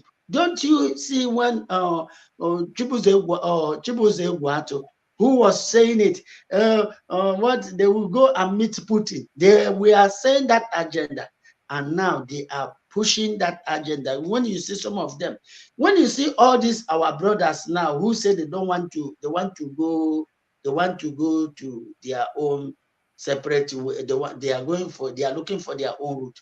Let me be honest with you, all of them have accepted Muslim agenda, and that's what they are pushing across. They are not interested about this freedom. I'm talking to you, I'm being honest to you, and that is what is playing now. They want to start that war and push that from the north, like as if, and that is why when you see Jonathan, when you come on, he will be praising Muslims, he will be giving them accolade, he will be telling them their effort, how they resiliently being 24 hours protecting their people. Which people are they protecting? Because Okay, Mazo, Putin. Do you have a problem with Putin? With Russia? Putin is a butcher. Putin is a butcher. I don't have any problem with him. He's a slaughter. Why do you want to bring such a people? As he has a good influence. Let me tell you, there's something I want to tell you people don't know. That Putin you are seeing there, if you like, believe it, but I say go and do it. Putin are doing the biddings of United Kingdom. It's a proxy. Then I want to ask you something. Is there any country in Africa that Russia colonized? Forget about not. No, yes Russia, or no, Mazi, yes or no. We are going to educate our people. Excuse me. Ask me a question. Excuse me. If someone forget about it, no, don't ask me to forget about it. But I ask you to know. I want to know, and people want to know. Is there any country in Africa that Russia colonized? But you asked me a question. Why can't you allow me to speak? I just no. If you forget about this, so say no. Don't tell me to forget about it because no, I never. You would have allowed me when I end. Then you say to me, because you asked me for that. When I say, wait a minute, Russia did not colonize any country in Africa, but Russia are being used. Russia and China are being used. They are being used. That's what their Westerners are doing. They are just doing is a proxy war, and they are doing it on social media. Just like I am here now, They are saying, oh, United Kingdom, there's war everywhere. Where is the war? Okay, Where are they fighting? okay. Right now, you have established that there's no country in Africa Russia is colonized, right? Now, okay, Of course, yes. okay. Wait, hold on. So, because we are trying to know the good guy and the bad guy, this is what we are going to know. If I actually man now, no, because now, since there is no country in Africa Russia colonized, what do you have to say to those countries that colonize Africa, that make Africa to live like animals? What do you have to say to those countries that colonize Africa?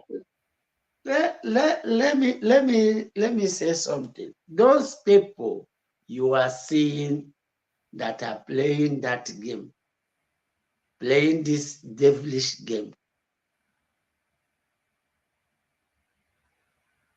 in a demonic game in Africa with these senseless African leaders, is that like what Dave Umar said, oh, we are protecting the interests of we are protecting the interests of the constitution given to them, just like Oshomolo was saying, they enter into a free market. They can only export, they can't sell. They can only buy, they can't sell. You know, okay, somebody said to you, okay, look at what we want you to do, and this resources is coming to your own land. And then you believe, okay, it's just the same thing as Nnamdi is saying, I don't want these things. I don't want my people to suffer.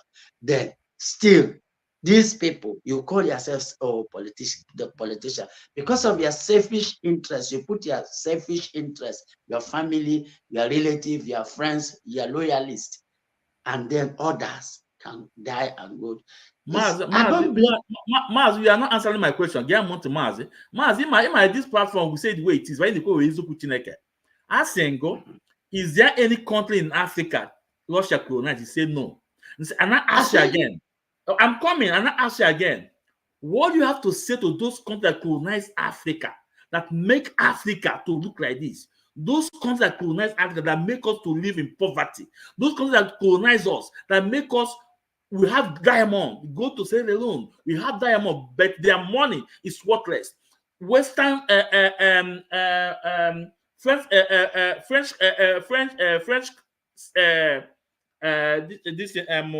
the country that Francophone that France colonized. France also print money, their money, print money to them and everything. British colonized us and some West Africans. What do you have to say to those countries that colonize us and make us to live in abject poverty? What do you have to say to them? I need the answer. I am living in UK. You are living in Europe. The country that is punishing Africa today, is it not UK and Europe? Okay, UK and Europe. Okay. Why are you against Putin? Calling us that Putin is this, is that. Because I know that Putin is more deadly than all these countries. Okay, what has Putin done to you? Tell me one. Excuse me, Putin are more deadlier and working as, excuse me, Putin are more deadlier, and these Europeans are using them. Of course, that's true. Mazi, listen, Mazi Gamonti. I asked you first, is there any country in Africa that Russia colonized? He said no. In other words, these Westerners, this Europe, UK, they are the one that colonized Africa, and Africa is not living well. Now, somebody that colonized you that you are not living well, you leave that person and went to go and ask somebody that have nothing to do with you and that have not colonized you. How to tell me about that. I know that you don't understand what I mean. I told you plain that the Euro and the United Kingdom are using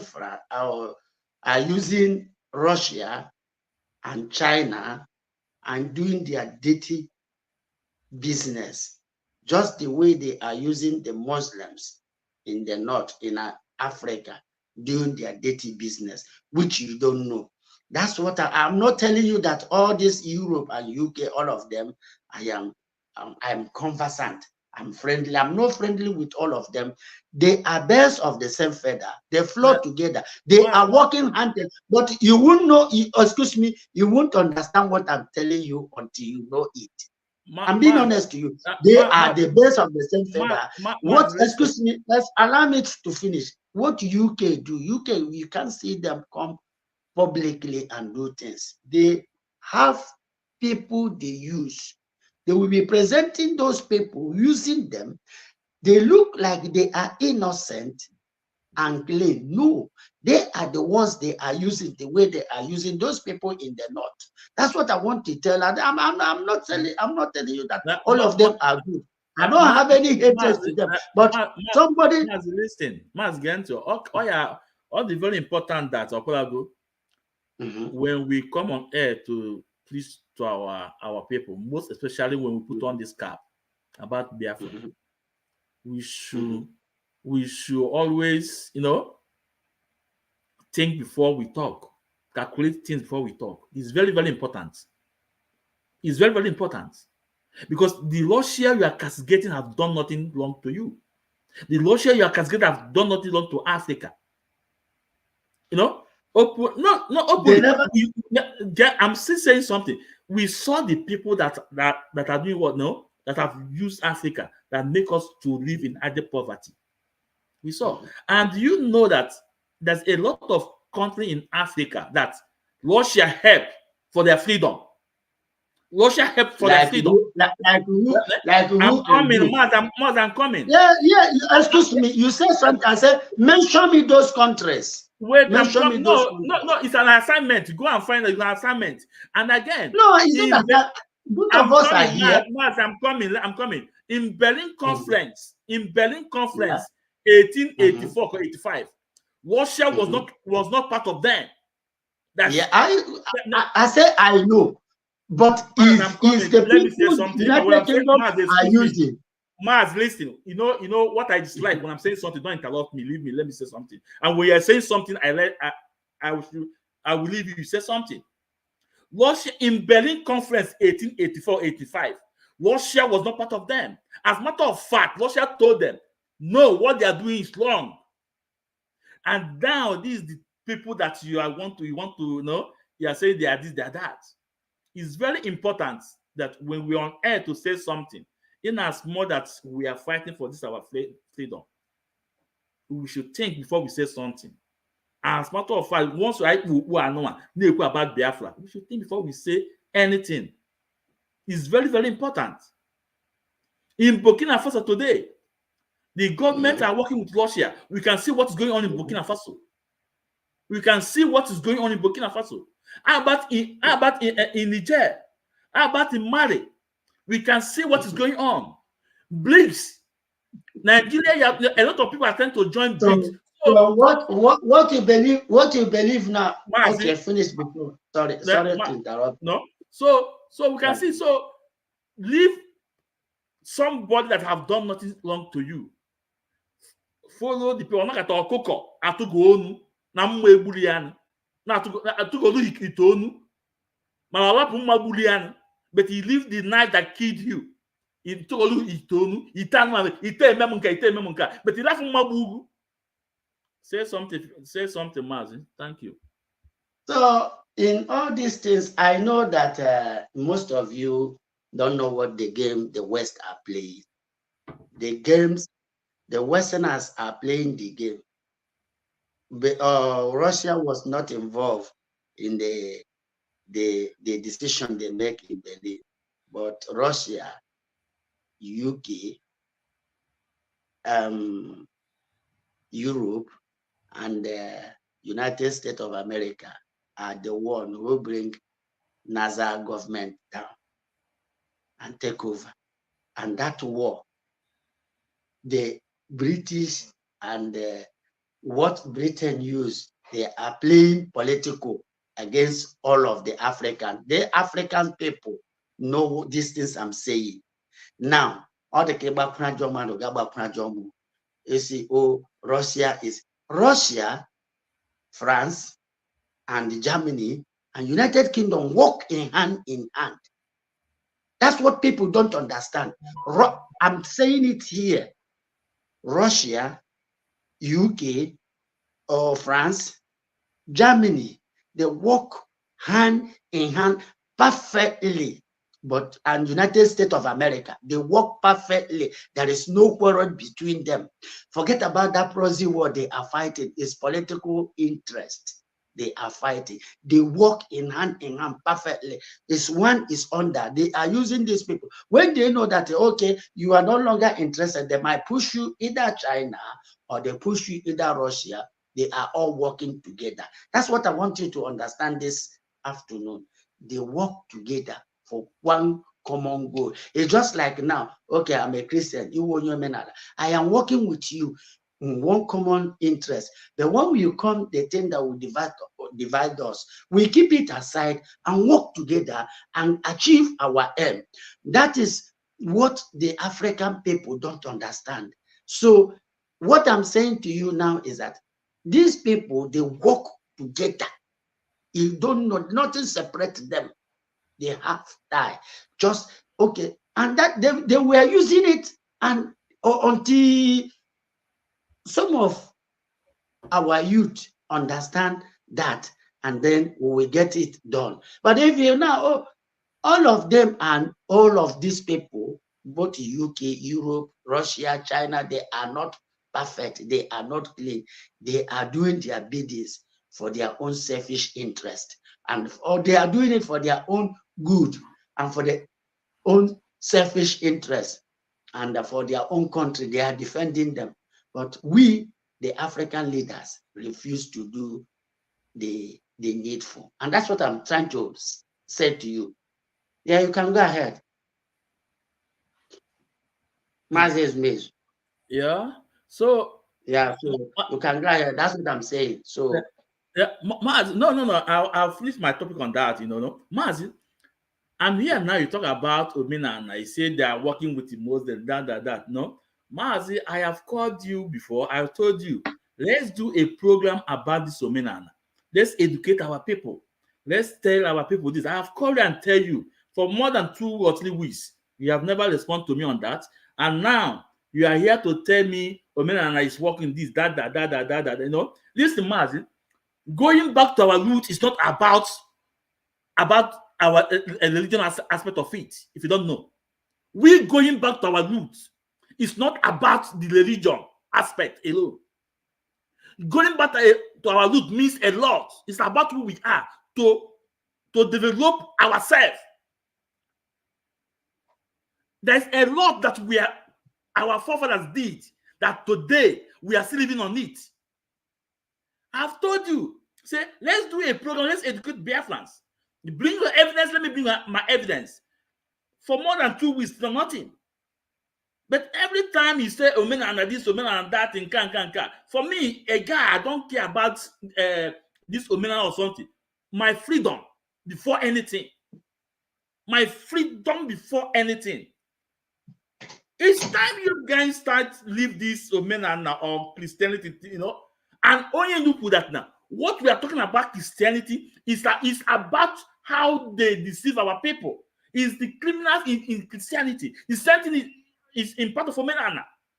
So going back to our roots, it's not only about the religious aspect of it. It's not about Geopolitical. Only a lot follow there. There's a lot. Our forefathers discovered a lot of things. Today, can I discover nothing?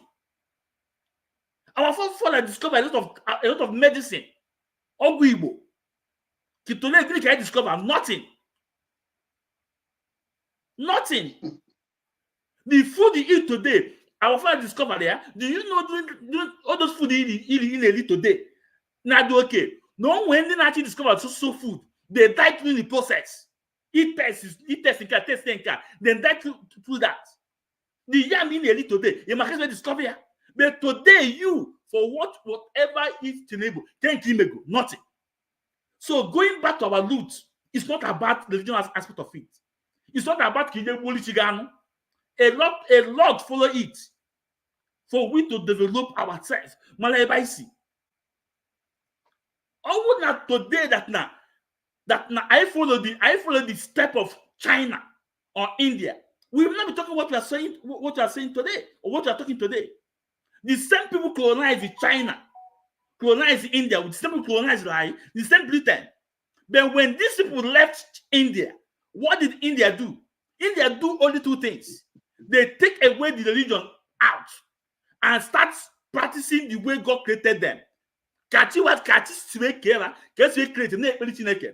second one again, they took away the English out and start using their own language. How about China? The same thing. China did the same thing. Say, okay, take away whatever your religion out. They start worshiping the way God created them.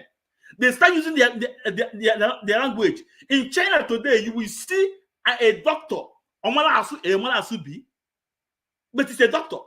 You will see an engineer, a scientist, but it's no, or what they have. It's time you guys stop tackling this. No, in my platform, I don't entertain such. But see, now I'll be there with facts. Thank you. So, anyway, all you said, you are saying your own opinion. I use is that I use it as a, I use it as an example. You said that, yes, the fact that you said that to me, and we're going to do that debate, as you said, it's not, I'm not going to respond to whatever you said now. If I said in several occasions on my videos, so we are born scientific. And I don't know on your own place if you don't practice those things or whatever. Igbos, we are diverse, not tongue. Igbo are the people born from one woman, different colors and different language. And that is what they saw in us. And up to today, because of that tongue and language barriers, some people don't understand themselves. It doesn't mean it happened up to now. Check wherever in the world today, children born with the same mother, you will see them, they will be having conflict. It's because of that conflict has been there. And so what happened is common understanding. And that is why this government was formed, so that they will put a rule of law, engagement, regulation of things. Right. I don't blame church. I am blaming the people. Look at what is happening in Imo State now. I'm from Imo State. Look at what is happening. Hope has been there for over 6-7 years. What has it achieved in Imo State? The resources Tilimbo was talking is the resources that is coming from Imo State. So it's the purpose of them are telling us that they cannot even build one road, build one company, build one health centers, develop schools, employ these things. I can hear Oshomolo was lying, cotton was grow in the north. They send it to United Kingdom. Cotton grows in Igbo. He will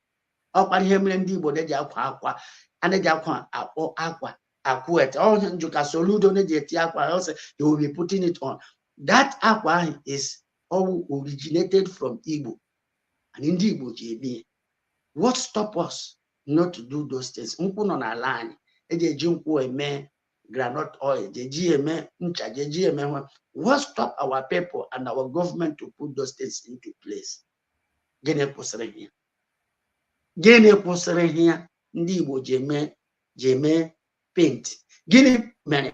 Because they make a policy that nothing in our land handle those gifts and those talent in us again. A nonsense policy, with a criminal politician do that will not allow our people to. Ndị bụla anyị, ndị Igbo jakpụ egbe. Gịnị mere? Anaghị ime policy ndị ga-enwe ya, ha bịa kwụsị ya, si ga-emere those things. Ele mere, isi going back, si anyama route, our way of everything. Gịnị mere? Because of enwere evil government who is stopping those things not to be. effective and efficient, telling me that cotton and Dibo, Neja, and Japi, go and ask Ebola no na libo. Oh, you oshishi and a jab aqua or cotton. Oh, ya one or cotton. Oh, shishi cotton and Japia no. Oh, I had to rebeke. Odeka, here, one for goof, more cannabis. Oh, just acharato de bolai, but abia agaragesi oga tozi ebe Pakistan. But acharato na mbise monne. Ahia on a lie. But did hang here death sentence to our sisters and brothers because of Ndebekanya means. Mother, they say, oh, I actually root to call it I nama. Oh, they do the government natural kai to tia in a cottage. Bushigidine. I was a yama wine name. I am an wine name. I am Rapana Ruta. Oh, that demonic democracy do I a mere policy as Abages Ali wo ala na de kwa hwendiane no ala Ali wo ala no de hwage manufacture or de ho la gi mebe oh nonsense okwo oh na baka na je me ana je kwa akwa eje kue na mbise everywhere then gavuto ye Vurie gawa Kanu from Kanu every gawazi Bangladesh na Asian everywhere everything on the line. Okay, cement here all resources on the line. I guess I am a manager process here. I am manager process cement because even I say when day I give Akanya give and I got more I do make use of it. So blame those governments and those governors. And you as a Christian now, yeah, do you in Bible, do you also believe in Old Testament or New Testament? The word of God, they believe in both of them because they all work together. Okay, it believe both of them. Okay, that is good. And whatever the in Old Testament, whatever they say there and everything, believe they are right. Of course, the Old Testament, the New Testament is just to revive all the called you. Okay. No, it's just a question. Excuse me.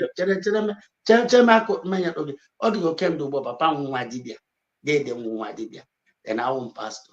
Then I'm a pastor. Then this papa because of woman na believe you. My dad or my even go yes or no continue actually no answer yes or no continue you know. So now he believe in the Old Testament and New Testament that all of them together, that is good, and he believe everything in the Old Testament, that is good. And again, if you go to Old Testament, almost all the thing there is our history. And now you are saying against them all. Now, okay, so bad law. Now let's go to New Testament. Let me use one thing, for example, I have more time now. That New Testament may our women and our men to believe that one man, one wife. Okay, so the New Testament. All these things. In New Testament, one wife, one woman, one. I don't. Excuse me. I'm the passage of scripture graduate like that. I don't know because I've not seen it. I've not. So so you as a pastor, in New Testament, a man to marry one wife. Excuse me. These things equal now. And one of my friend, all my fellow pastor, right? As I say, bring it. He give me this thing of Matthew. But Magui said, that's not the scripture said. Forget about those things. Oh, listen to me. Is not in a place. Oh, when you or gauge the post in a church. or the post or don't just bring that base to me. Wait, that area, it doesn't matter. Go and check your scripture properly. Polygamy is not about, it's not bad. It's now, not. Maz, listen, whatever we are saying here is our own opinion, but we are trying to relate it to what is happening outside there. The majority, what majority are doing. Now, in New Testament, if you are a Christian, let me use an Igbo. They will tell you one wife, one man, one wife. Only Maz, let me say something.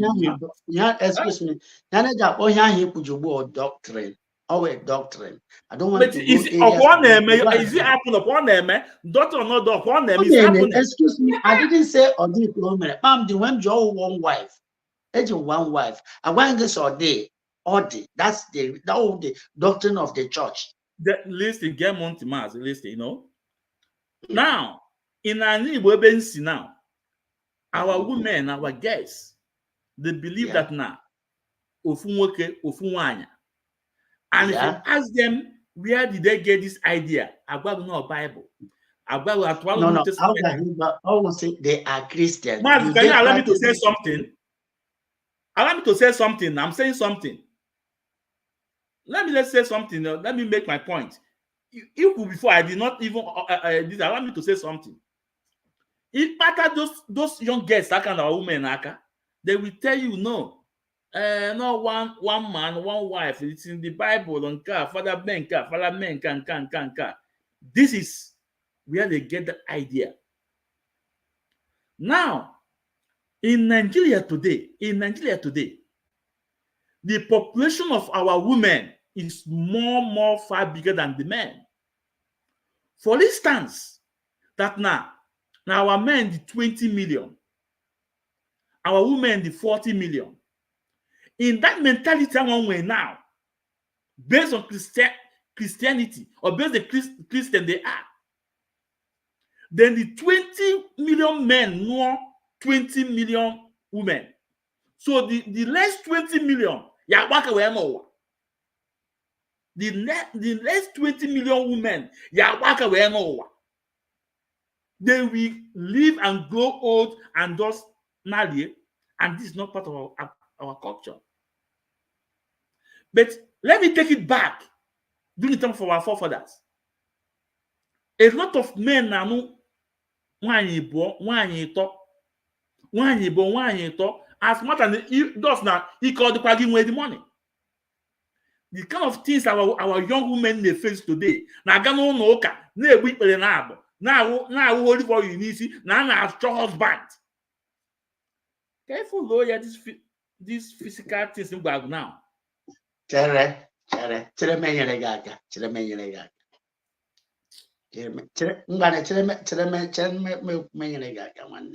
we are talking to get this now. Okay. Yauru mande Christian. Ewa. Lowo to man. Gini mekwen na ndị omenala na ndị amaala. Enwere ndị wụ ndị amaala ndị ha na-aga chọọchị. Ụkwanụ sa uwe dibịa. Na alụ ndị m abụọ. Ele ha kpatara ya. Them as well. Ya ma ndị ụka ga-emeweke. Ndị ka ọ dịkwana n'aka. Gịnị mega anyị? Ha na-achọkwana ya ibido. Ihe ga-ahafụ na ndị ụka ka emekwana. Ndị ka ekwuru onwe ndị ụka. Na ka believe na ka ekwere. Ndị ka na-adịkwana ndị ụka ọgwụ. Gịnị mekwana na anaghịkwana ihe ikpe agba, because in the time of my dad, when they are in the time of my own dad, this thing you could go happen. But in their own, he wonde kama ala na ndị ka dibịa lụrụ ọbara ndụ. Then ndị ka ụkwana ndị ụka lụọ otu. Irukweni ya na ezinụlọ ndị iwu ndị ka amala ga nwee how large and how big he had it. Gịnị mekwe na our own time of you took ndị ka ebe kpere na ke. Gile ụmụ yutu anyị na oversee ọ dịbele ke lụrụ nwanyị fuo na oversee alụbeleghị nwanyị ọ gwarịsị ụmụnne anyị wa na-alụ gị kpa ha ka anyị si onye kewapụla ọkwa iji onwe anyị Owuko kajian, I drew wine. I buy and then I hate the pass or Suzuki. Then I will get the man a leave one walk. Let us say let us say the record straight.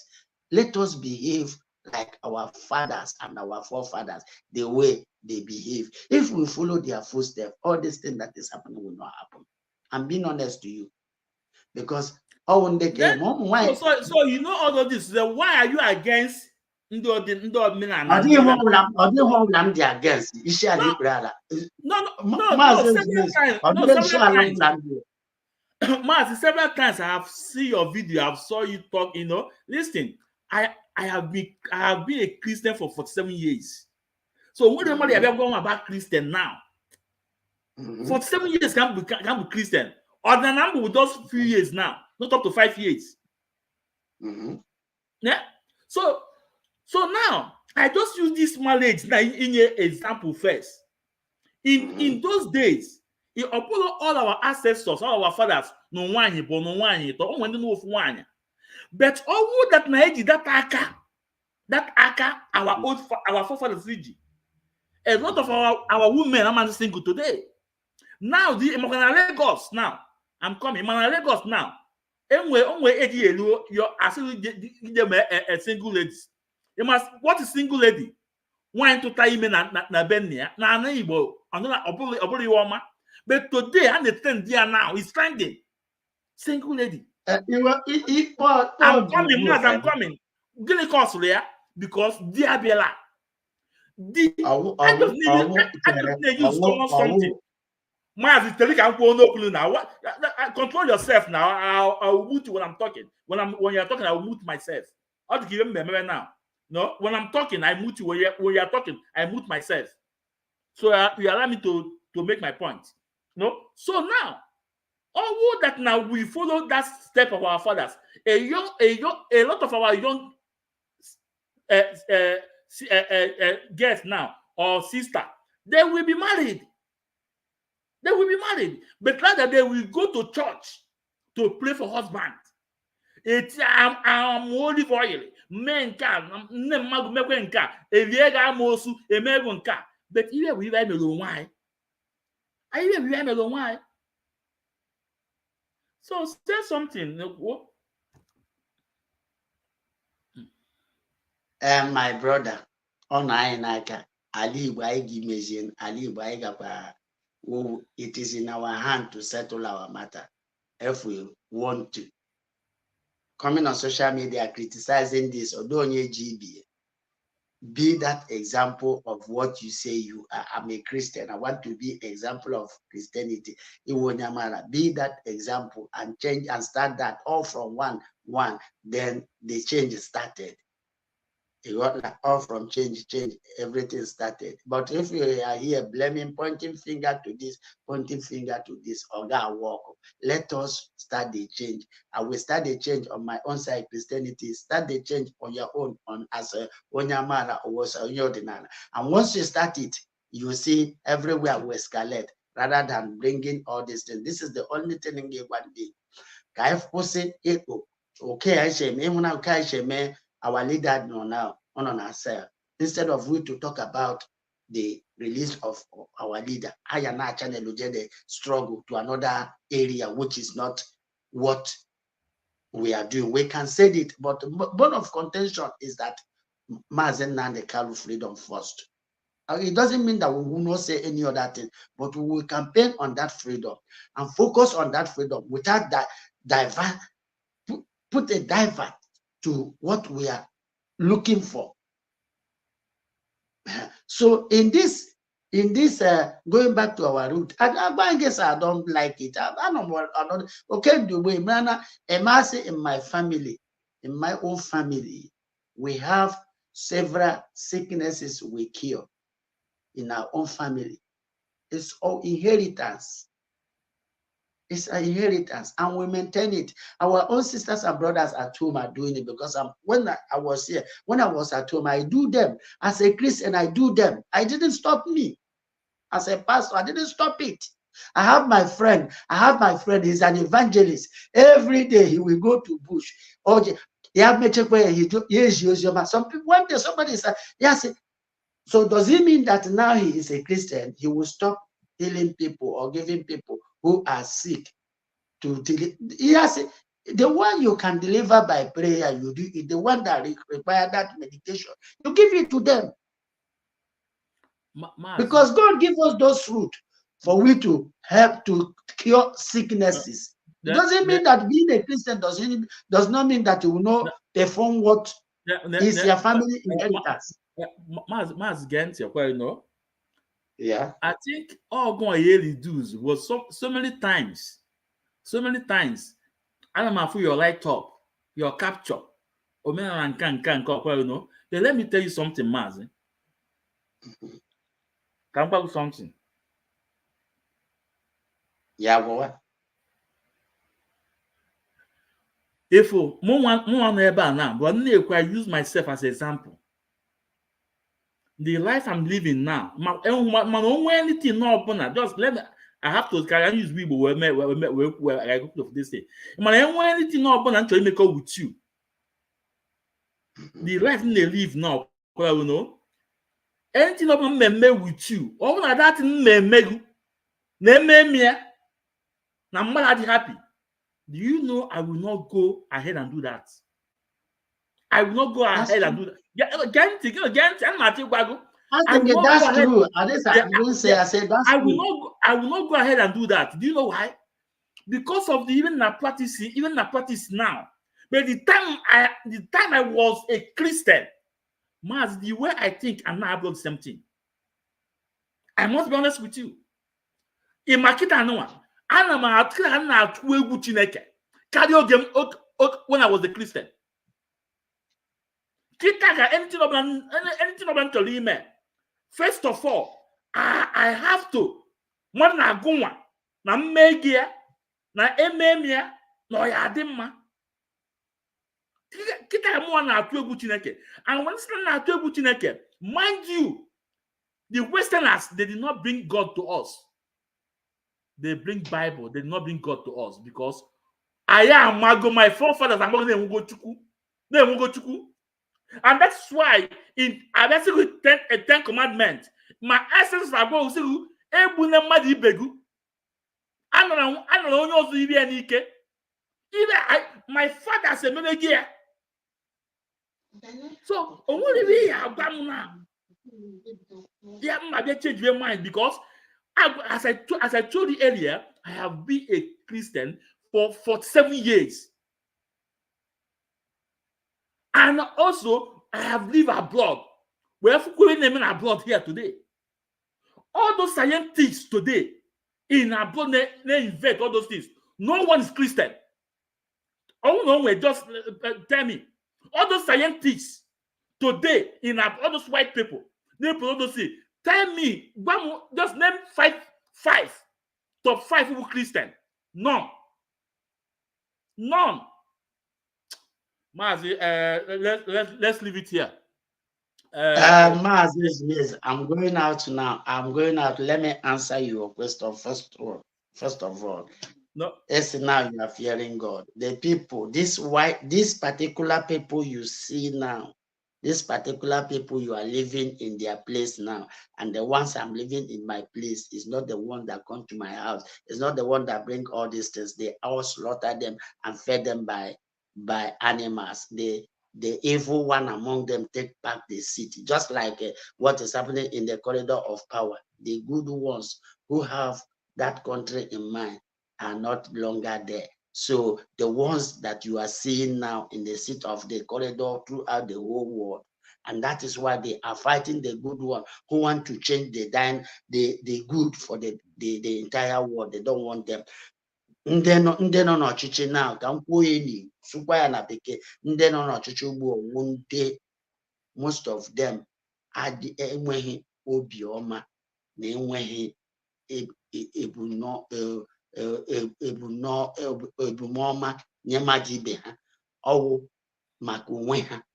The particular people who are in power now all over the whole world, almost all of those political class, most of them don't have good intention towards others, or because of their own selfish interests, because they fought and then they took over power and they believe that everybody can become their slave, which we are encountering now, telling them that nonsense with a lie and deceit cannot hold water any longer. And that's what I'm doing. I don't even like myself. So that's the thing. Maz, one before you go, and I just want to give a static answer, or just one before you go. Okay. Mazi, right. I know you live in abroad. You're educated. You're a pastor. One question. Give me an answer. Ekwensu or Satan? No. Ekwensu or Satan? To Agamesagia in 2 ways. No, Mazi, no. Actually, Ekwensu or Satan. Then we leave it another day. Then I hope to tell Biafrans. The next year, I hope to tell the topic. Ekwensu or Satan? Yes or no? Well, to me, on my own belief, Ekwensu Satan. To my own belief, Ekwensu Satan. But I want to say Agamasagia in 2 ways. I want to say Agamasagia in 2 ways. No. I don't mean 2 ways. Excuse me now. I don't mean 2 ways. I want to say Agamasagia in 2 ways. No. I say I will answer it in 2 ways. No. I don't mean 2 ways. No. Even to one question can do. And now today, if Bagom the Ekwensu Satan. And mind you, believe is what you don't see, but you believe that it exists. Believe is what you don't see, and you believe that it exists. Okay, equal now. Yeah. But this is with Satan. Guy, will next topic. We'll tell your evidence. I'm coming with my evidence. Or Satan. Let's educate the people. The moment my program, we stop it and talk about it. Let's tell people now, or Satan or not. Okay, thank you, my brother. Jisike. Yeah. Okay, man. You're doing well. Okay. See you then. Bye, man. Okay, brother. I regard your family. Okay, one name, Mazi. Yeah, bye. Yeah, and you too. So, dear friends, this is Mazi's Ekwensu. You know, sometimes program happen like sometimes it's like this, no? And whatever I'm doing on media is to, you know, is to tell Biafrans or to tell my fans who I am and what I believe or what I know.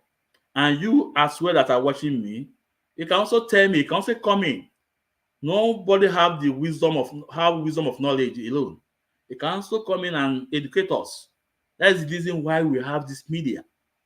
It's very important. That is the reason why you have this media. So you can see the question I asked him. He said that Ekwensu is Satan.